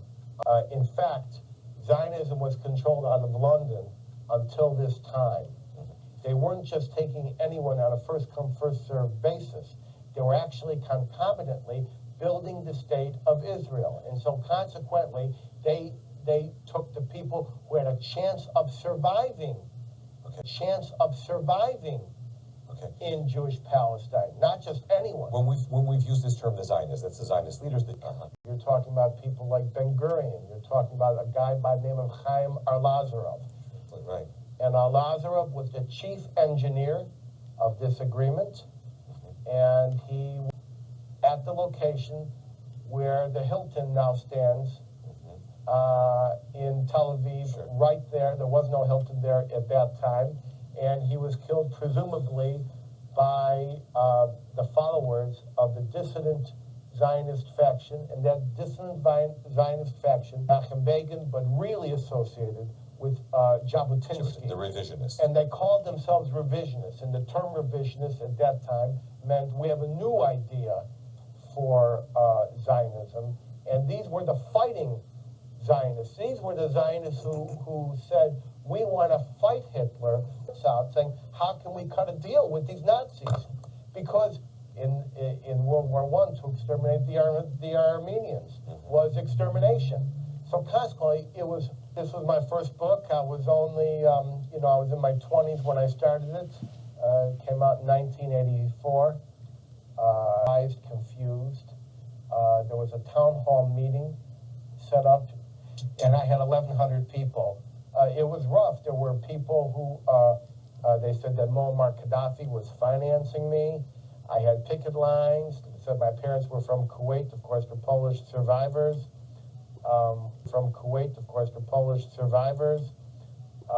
They hired psychologists to psychoanalyze me. Why am I doing this book? But ultimately, the test of time, the historical veracity, the truth of the book. So it was trial by fire for my first book. It prepared me well for IBM and the Holocaust. By fire for my first book. It prepared me well for IBM and the Holocaust. So were you surprised as you were doing your research with covers the minute-by-minute developments in 3 countries, accounting for time zone shifts in Jewish Palestine, in Jewish Palestine, Germany, and the United States. It accomplished what I wanted to do, which is to understand what had happened. And say you just stood at the Holocaust Museum staring at the IBM machine there and wondering, the computer, why is that there? So the worst moment was probably when I had a guy, he was an undertaker, and he said to my parents, we want to bury your son's book. The Jewish media at that time, Jewish newspapers in every city, and the Jewish newspapers plastered this all over that the Zionists rescued Jews. Now, there were transfer agreements in other countries. There was the potentiality of rescuing millions of Jews. Millions of Jews could have been rescued. Realists of the time, and by the way, there was no country, there was no major corporation. The main value of the transfer agreement is 1.9, 1.4 to 1.7 to 1.9 billion dollars, the equivalent dollars in today's money that was transferred. What water were they going to use? Where were the roads going to be? Where were the lands? Had the transfer agreement never occurred in the 1930s, there would not have been the infrastructure to rapidly absorb. Remember this, the Nazi program was continued, as you well know, after World War II by the Arabs. They expelled approximately 1 million Jews from Arab lands in the years after the fall of the Third Reich. These people were not put into refugee camps. They were quickly absorbed. The name of the immigration ministry in Israel is called the Ministry of Absorption, and they absorbed these people. And so the answer to Martin Gilbert absorbed these people. And so the answer to Martin Gilbert is that had Israel, the state of Israel, not been aided with this important impetus during the Depression years, it would have been, I think, difficult to absorb. It would have been, I think, difficult to absorb hundreds of thousands of Jews who came en masse during the years to follow. And this was, in fact, anticipated. Well, this is true. There was a transfer agreement in Italy. There was a transfer agreement in Italy. There was a transfer agreement in Czechoslovakia, in Romania. They each had their own financing schemes. And as the situation became more dire for the Jews in Europe, Remember, Hitler went into Czechoslovakia and he went into Austria and he began to take over Europe. Czechoslovakia and he went into Austria and he began to take over Europe. The Zionists rushed frantically to set up more transfer agreements to save the Jews, because you must remember this very important statement, and I will quote you a phrase you know well. So these transfer agreements had the possibility to transfer hundreds of thousands of more Jews. Romania, Hungary, most of the Hungarian Jews were wiped out in transports. They were organized by in transports. They were organized by in Hungary by the one of the members of the board of directors of IBM, Edmund Wiesenmeyer. Books on ethics, and most recently The Life Worth Living, who was also, you mentioned the scholar who first told you about the transfer agreement, asks, you first heard about the... I didn't believe it happened in those days because I wasn't smart enough to know that it happened. I wasn't wise enough to know. I'd barely been out of Chicago. I've never believed that the Rockefeller Foundation would have financed a program that sent Mengele of the trial by fire that I had when I did the transfer agreement.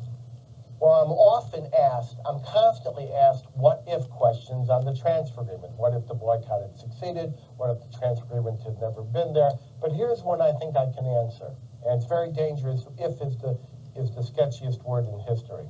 The transfer agreement, the Jewish agency at the time, I doubt very strongly that there would have been a transfer agreement with the Nazis. Now, it's important for me to explain here. Well, I think that the doors began closing for the Jews very quickly. There were refugees everywhere. We're talking about South Africa. We're talking about Australia. It was very common for Jews in Germany to escape to Austria. And in 1938, they went from Austria to Czechoslovakia, and then the Germans followed them there. France, and then the Germans took over France, and in a bifurcated fashion. And so it was the Jews. An important dichotomy here. Are we going to make an effort? There are many institutions today, such as Mekarot, the water company, which are taken for granted. These are infrastructural companies, and these companies occurred due to the investment that came over the transfer of assets. Now, it's common for some people to say, well, the transfer agreement did not rescue people, it rescued money. That's not true. It rescued people. It's true that the rescue of the individuals was metered out in cadence with the purchase and distribution of Nazi goods. But the fact of the matter is, they had to buy these goods, Nazi goods. But the fact of the matter is, they had to buy these goods in order to rescue the people. Now, what's interesting is, when the Jews were in concentration camps, they didn't say, I'm German.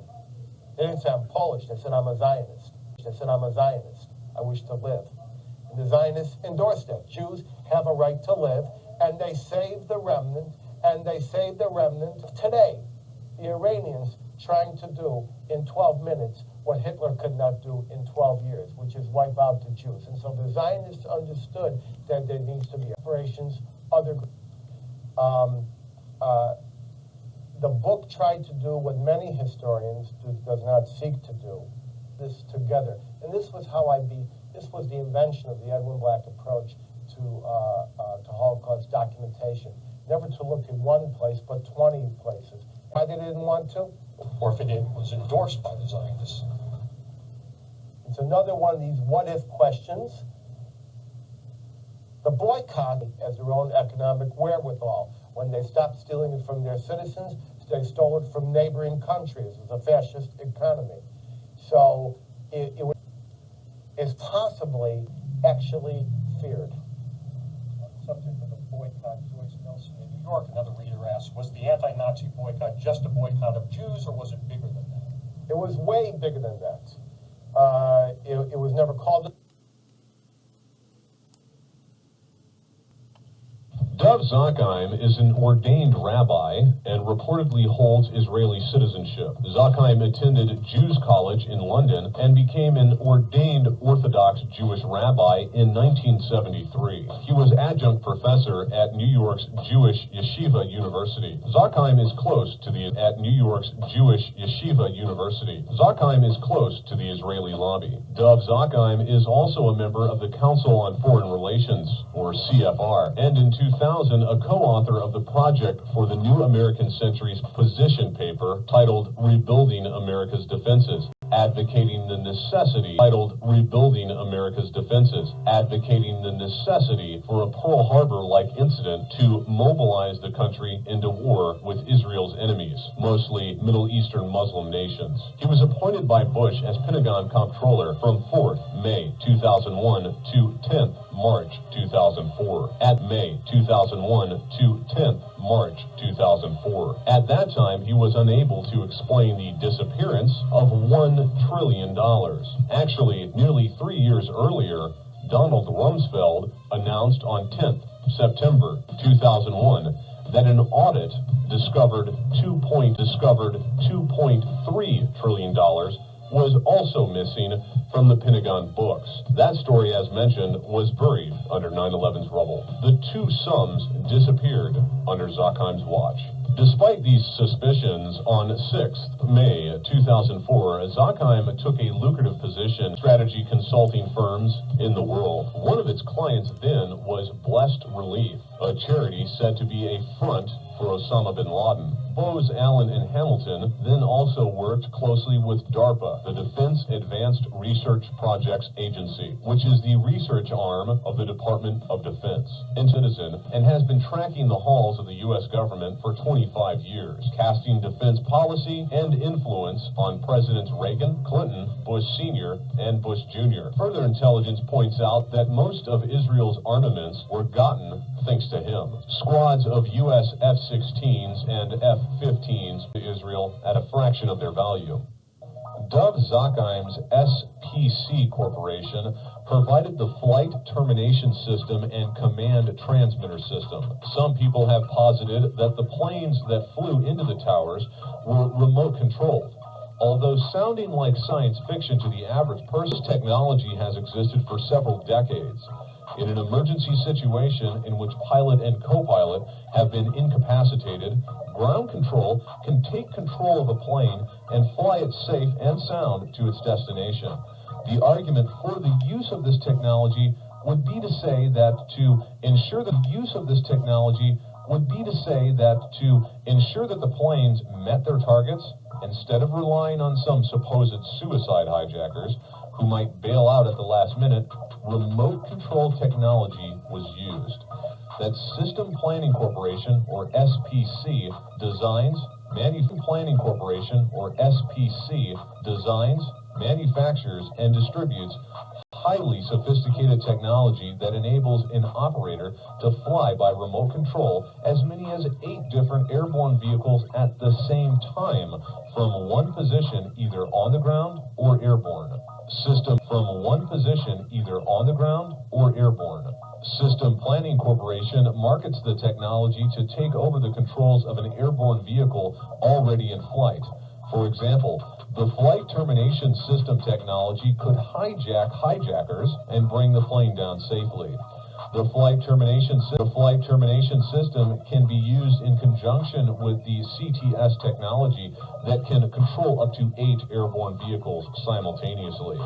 The possibility of nefarious use of these brilliant technologies developed and deployed by Systems Planning Corporation, partial investigation of what actually took place, pointed out that Rabbi Dov Zakheim was Chief Executive Officer of System Planning Corporation's International Division until President George W. Bush appointed him Undersecretary of Defense and Comptroller of the Pentagon.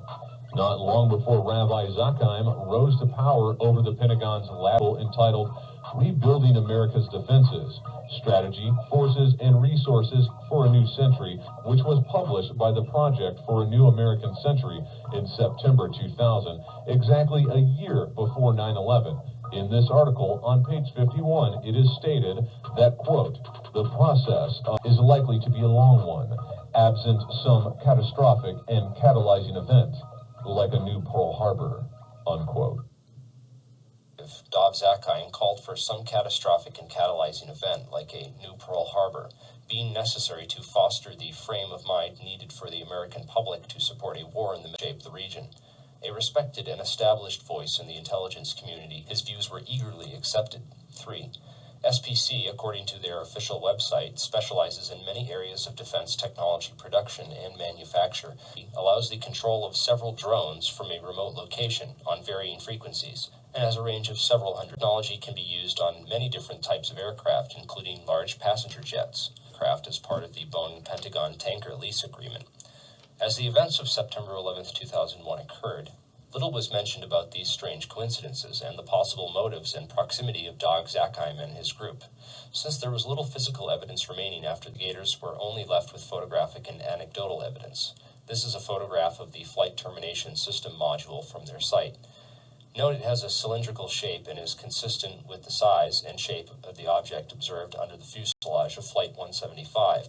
In this enlargement of Flight 175, we can clearly see a cylindrical object under the be attached to the right underside of the rear fuselage section.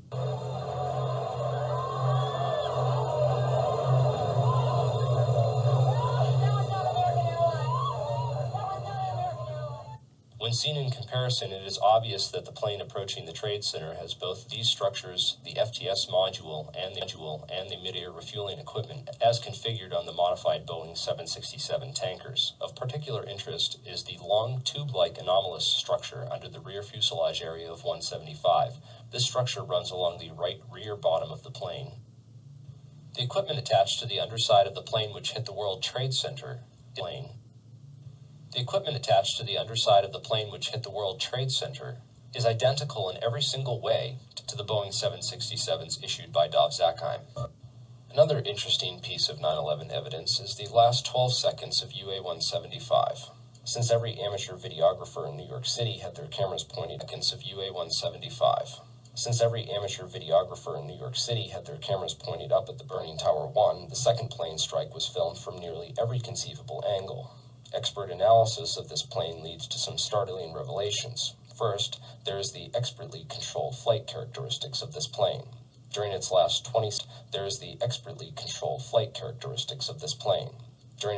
20 seconds of flight, UA-175 made a single corrective maneuver so perfectly timed and executed that it could not possibly have been piloted by human hands. If you take a careful look at the flight paths of American Airlines 11 and UA-175, the two flights that took off from Boston's Logan Airport and crashed into the Twin Towers, you'll find a major clue. Not only did both these planes cross paths directly over Stewart Air Force Base, but they did so at the exact same time. Another odd synchronicity is Flight 93, which had been sitting on the tarmac delayed at the airport for nearly 40 minutes with no explanation. At 8:01 a.m., it was delayed until the moment that Flight AA-11 crashed into the North Tower at 8:43 a.m. Another interesting piece of evidence that ties Stewart Air Force Base to the center of this 9/11 conspiracy is the white mystery planes spotted over Washington and the Pentagon. Through careful investigation, we've been able to map out the flight paths of these two ominous aircraft, a type of aircraft that the military uses as mobile command posts. Both of these aircraft took off from and landed at Stewart Air Force Base. Being the comptroller for the Pentagon, you have to kind of wonder what Dov Zakheim was doing on 9/11 and what his connections were to the $2.3 trillion 9/11. And finally, the most important anomaly in the body of evidence for planes used on 9/11 is the passenger list of Flight 77 and the names of some of these people aboard who had top-secret clearances and worked on Pentagon projects, possibly ones that were connected to the technologies that were used on 9/11. May 2006. My name is Daryl Bradford Smith, and it's great to have you here on another. My guest today that we're going to be talking with, Christopher Bolin. Yeah, hi. Can you hear me all right? I sure do, Chris. How are you? Good, thank you. How are you? That was a company called Huntley USA Corporation, which is formerly known as or ICTS, which is a Mossad company based of Israelis who have had long careers in Israeli military intelligence, and they based their company for international providing security at airports. They're based out of Amsterdam and Holland. Strange behaviors of these. Revisit this for a second because I'd like to use this particular anomaly to bring us into the next one.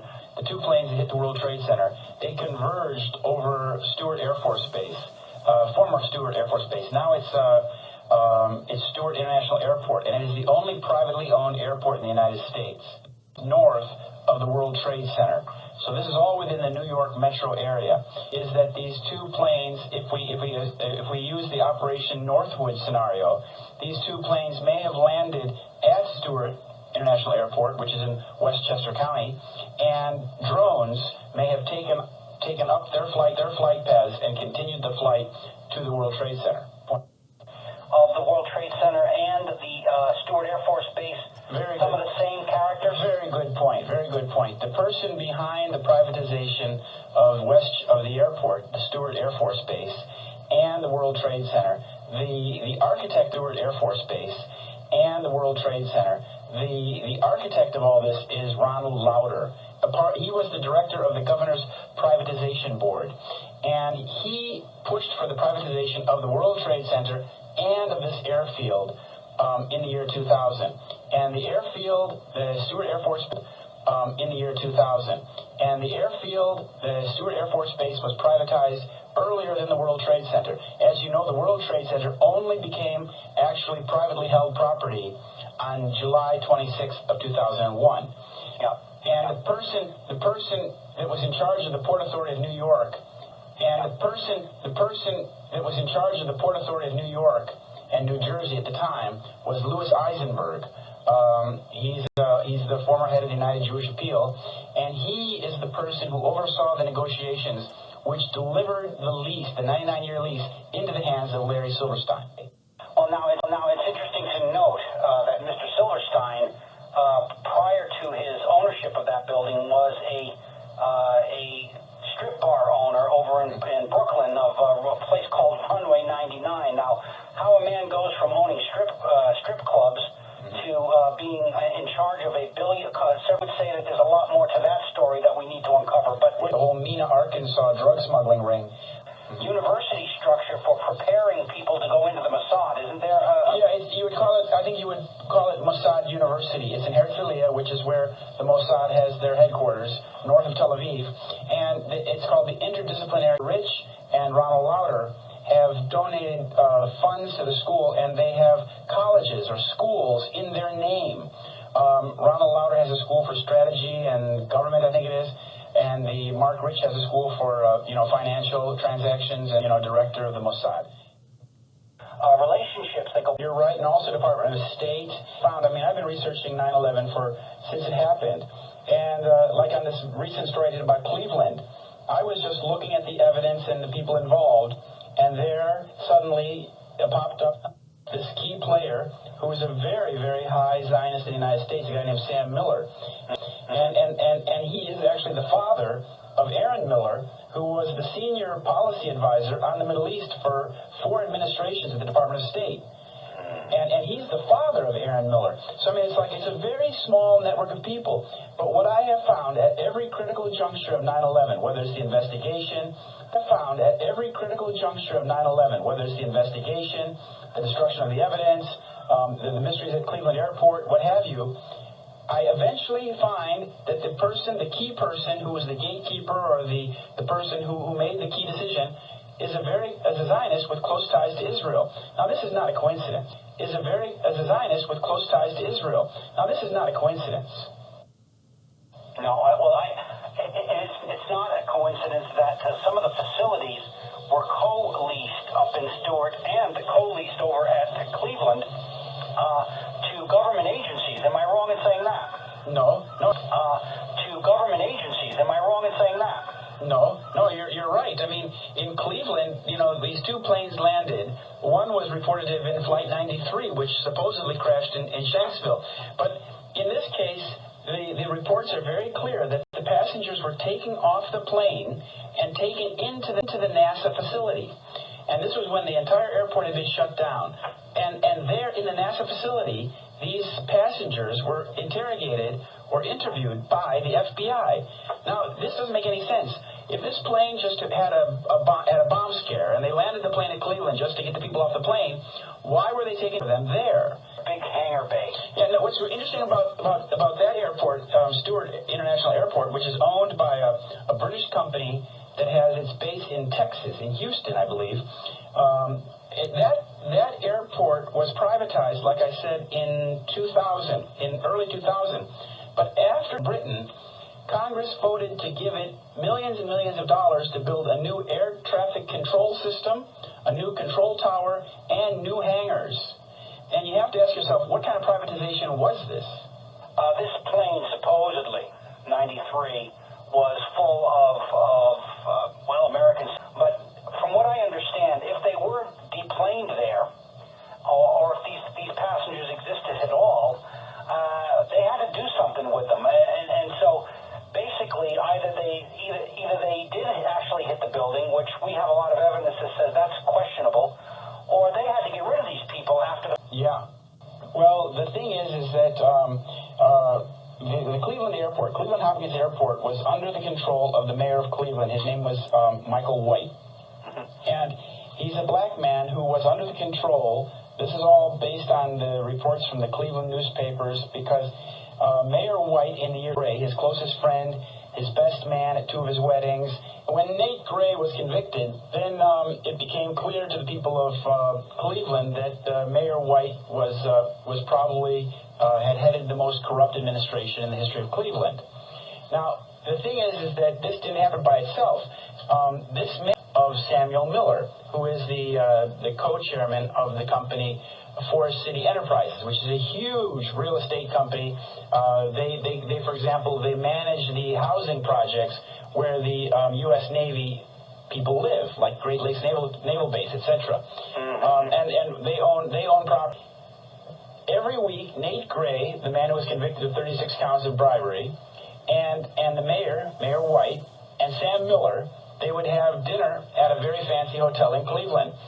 Basically ran the mayor and ran the city. Now this is important because they closed, the Mayor White closed Cleveland Airport. He ordered it evacuated at 10 o'clock in the morning.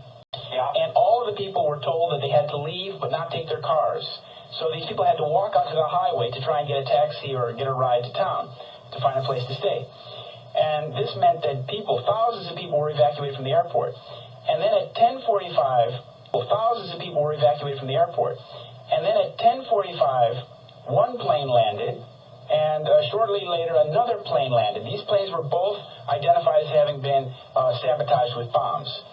The Associated Press reported that one of the planes was Flight 93. And what's interesting in this very short article from the Associated Press, planes was Flight 93. And what's interesting in this very short article from the Associated Press is that the spokesperson for United Airlines confirmed to the Associated Press that this was Flight 93. Indicate that the mayor said that the first plane landed and 200 people were taken off the plane.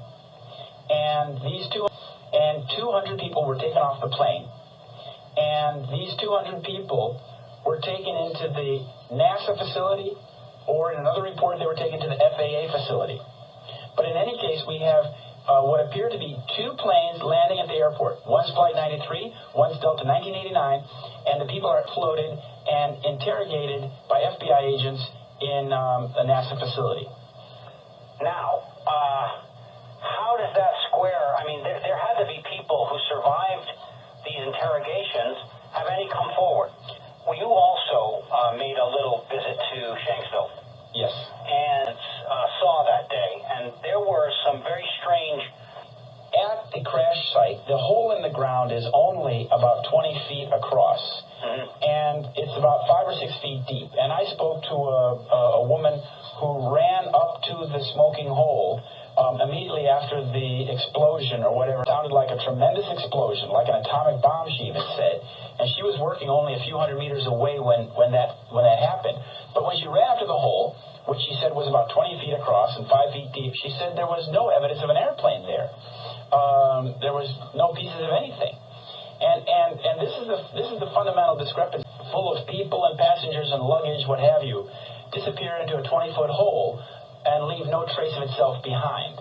Well, not only that, after the fact, they put armed, the FBI was on the site almost immediately. They were already waiting for this crash to happen, at that place, it seems. And what they did is they cordoned off the area and put armed guards there and allowed no rescuers to go and sift through the area. And that's what Wally Miller said. You know, he was the coroner there, and the coroner is supposed to have, in the state of Pennsylvania, the coroner is supposed to have jurisdiction over the crash site or the death. In the state of Pennsylvania, the coroner is supposed to have jurisdiction over the crash site or the death site. And he said that he stopped being a coroner after 10 minutes because there were no bodies there. And you know, this is the thing, is that this is a fundamental discrepancy, that there's no evidence. The FBI then told Wally Miller that, you know, they basically said, are you going to play ball with us or not? The FBI then told Wally Miller that, you know, they basically said, are you going to play ball with us or not? And he had to agree to turn over the site to the FBI. Now, this is important because whatever bodies they supposedly retrieved from this crash site,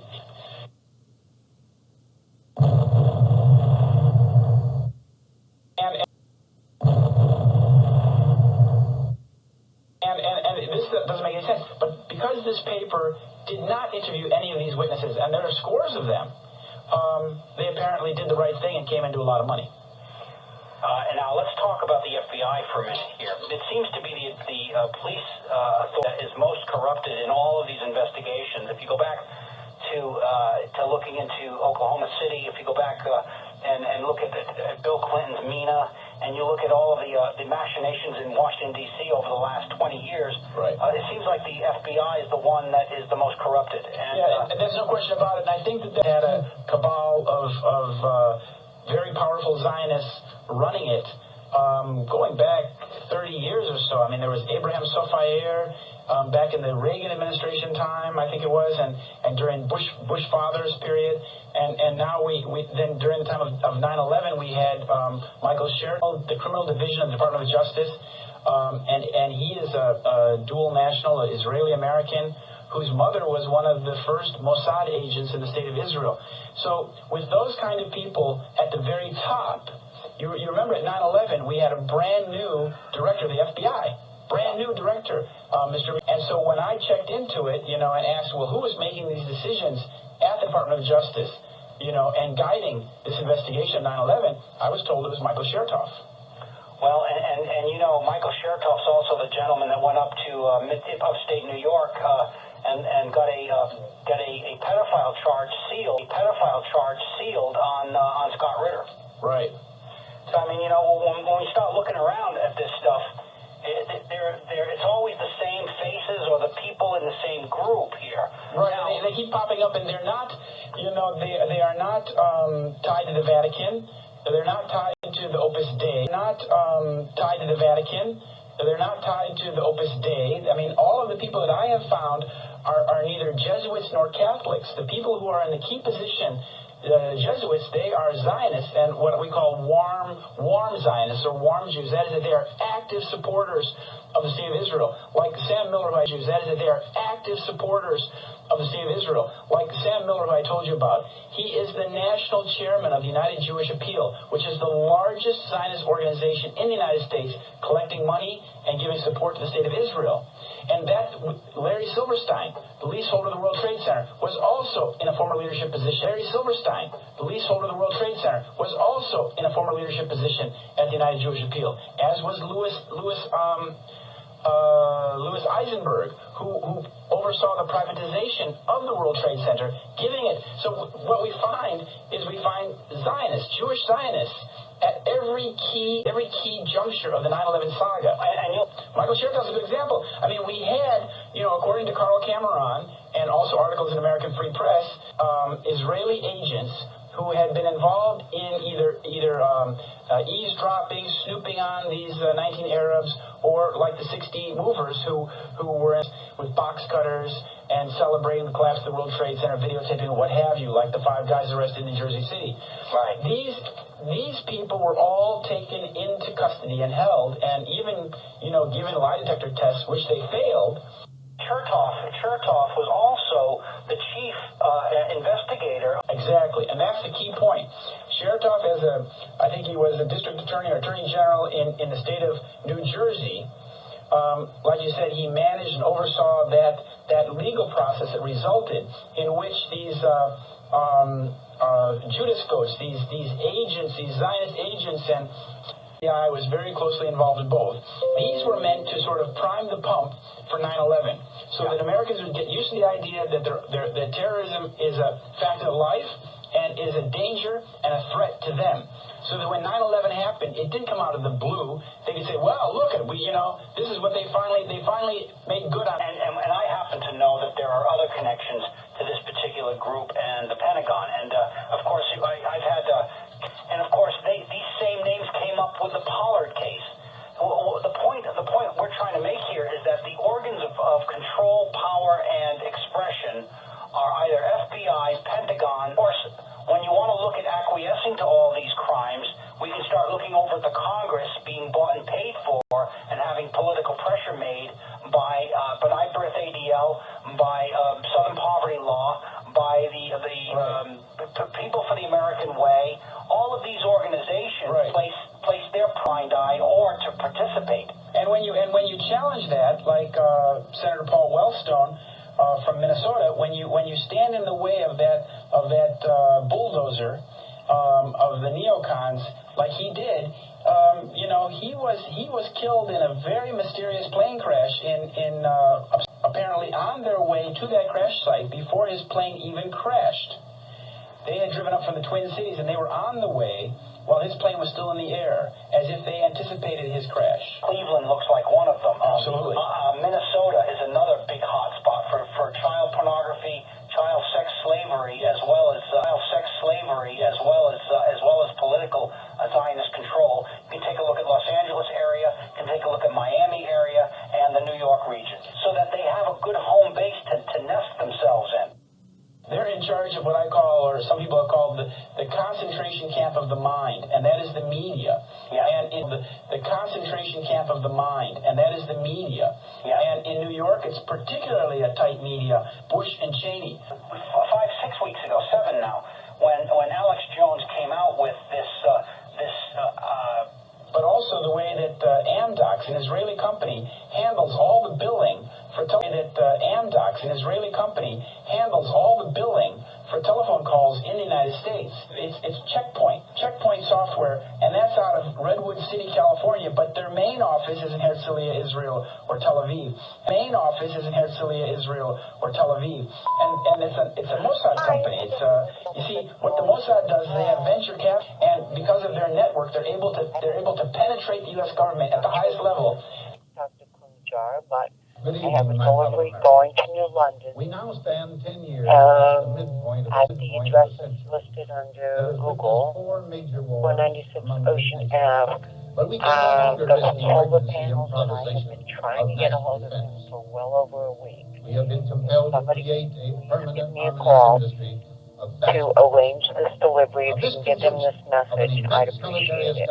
My number is 203-250-2737, and I am here from 8 to 4:30. Thank you. Bye. By the military-industrial complex. The potential exists and will persist. We must never let the weight of this combination endanger our liberties or democratic process. Only an alert and knowledgeable citizenry, so that security and liberty may prosper together. I went through the Pentagon 10 days after 9/11 to tell us where or when we can bomb. Nobody. I went downstairs, I was leaving the Pentagon, and an officer from the Joint Staff called me into his office and said, I want you to know, he said, sir, we're going to attack Iraq. And I said, why? He said, we don't know. He said, I said, well, did they tie Saddam to 9/11? The only tool he has is a hammer, then every problem has to be a nail. And then we attacked Afghanistan and destroyed the governments in 7 countries in 5 years. I said, 7 countries in 5 years. I said, is that a classified memo? He said, yes, sir. I said, well, don't show it to me. He was about to show it to me. He said, because I want to, sir. I said, well, don't show it to me. He was about to show it to me. He said, because I want to talk about it. And I sat on this information for a long time, for about a 1991 meeting I had with Paul Wolfowitz. You know, in 2001, he was Deputy Secretary of Defense, but in 1991, he was the Undersecretary of Defense for Policy. It's the number 3 position. He was the Undersecretary of Defense for Policy. It's the number 3 position there. I had met him one time. He said, if you ever get to Washington, come look me up. They always always say that. Well, I was there in Washington. It was a Friday afternoon. I visited Colin Powell. He'd given me 5 minutes. Scooter lit Paul. I said, and this is 1991. I said, Mr. Secretary, you must be pretty happy with the performance of the troops in Desert Storm. You must be pretty happy with the performance of the troops in Desert Storm. And he said, in the Middle East, and the Soviets won't stop us. He said, and we've got about 5 or 10 years to clean up those old Soviet client regimes. Syria, Iran, Iraq, before the next great superpower comes on to challenge us. This country was taken over by a group of people with a policy coup. Wolfowitz and Cheney and Rumsfeld, collaborators to destabilize the Middle East, turn it upside down, make it under our control. It went back to those comments. And that's why we're failing in Iraq, because Iran and Syria know about the plan. Why are Americans dying in future boundaries of the nation of Israel? Many Jews and Gentiles alike are unfamiliar with the future boundaries of the nation of Israel. In the day that the Lord made a covenant with Abraham, saying, unto thy seed have I given this land. Egypt, that being the Nile River on our first map, will reach from the great Nile River of North Africa unto the great river Euphrates in Iraq. Who called the Jewish people when he wrote in Deuteronomy chapter 11 verse 24, whereon the soles of your feet shall tread shall be yours, even from the wilderness and Lebanon, from the great river, the river Euphrates, which runs through Iraq, even unto the uttermost part of the sea shall be your coast. For ye shall pass over thee, shall be your coast.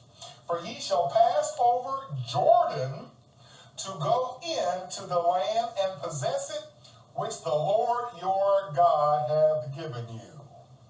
That's in verse 31. Now the great sea was called the Mediterranean Sea. Now the great sea was called the Mediterranean Sea. But this sea is not called the Great Sea, but the uttermost sea, which means the sea farthest away. That being the Arabian Sea on the far side of Saudi Arabia and Yemen. The Arabian Sea on the far side of Saudi Arabia and Yemen and the United Arab Emirates. This shall be the future border of the nation of Israel that would spark World War III if embarked upon today. Here is a map of upon today. Here is a map of how New Israel will look. The striped portion of land on this map is what eventually will encompass New Israel per Moses' writings. Remember that Abraham was born in Ur of the words Ur of the Chaldees means region of demons. And then he trekked over to the land of Canaan, known as Palestine before 1948, but now called Israel in our time.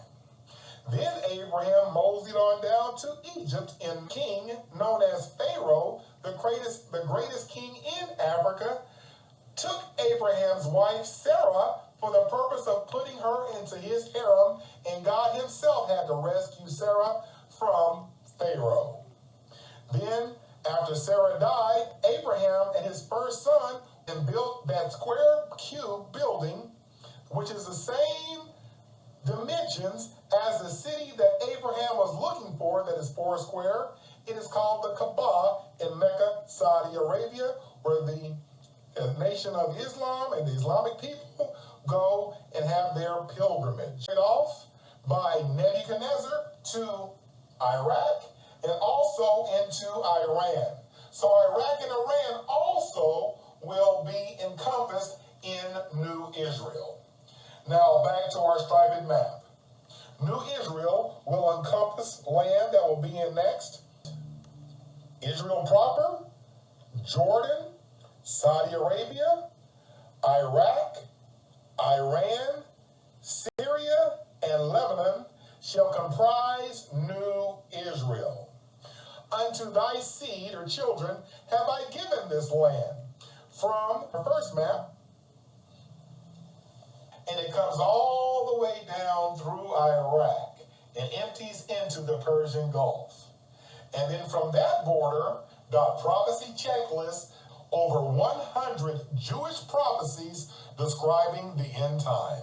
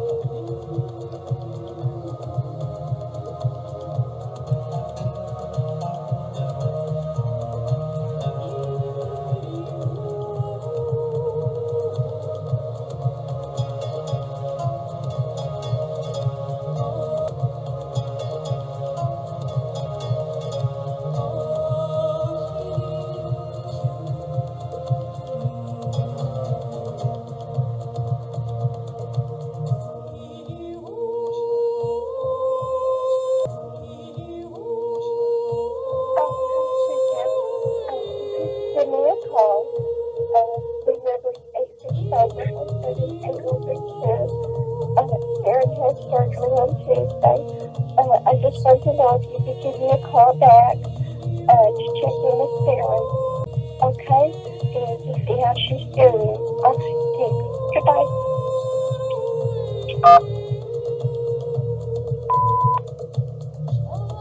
Pastor Jeff, this is Frances, Sarah's mother. I just wanted to know if you knew that Sarah had surgery on Tuesday. She's doing good. If you can give me a call. 203-213-5000, 203-213-5000. Just want to leave a message that Sarah has surgery on Tuesday. As your dad, and take care of yourself. 203-213-5000. Bye.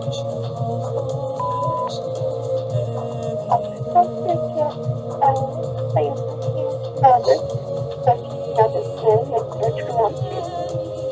She's fast bleeding, but doing good. I hope you can give me a call back. I hope that you can call, but you're not even thinking about it. And I was there today. I was thinking,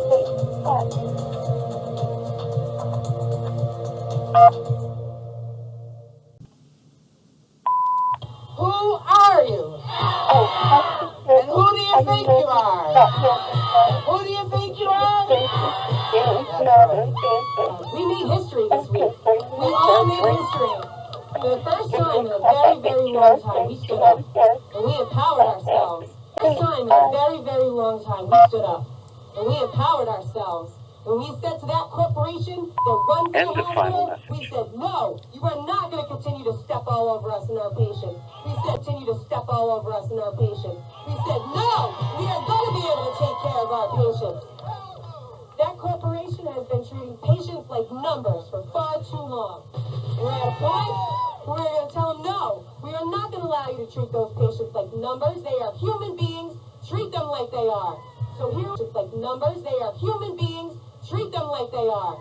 So here we are out today to come and show that hospital that's what we're all about. If we stay together, we cannot be defeated. I am so proud of every single one of both of our membership. We are here. We put quality in the membership. We are here. We put quality in the care that we give. We are not just faces. We are the people that have the hearts. We're the people that hold your hands when you're sick, when your family is sick. We're there to comfort you and make sure you're okay. For all of the houses here and all the surrounding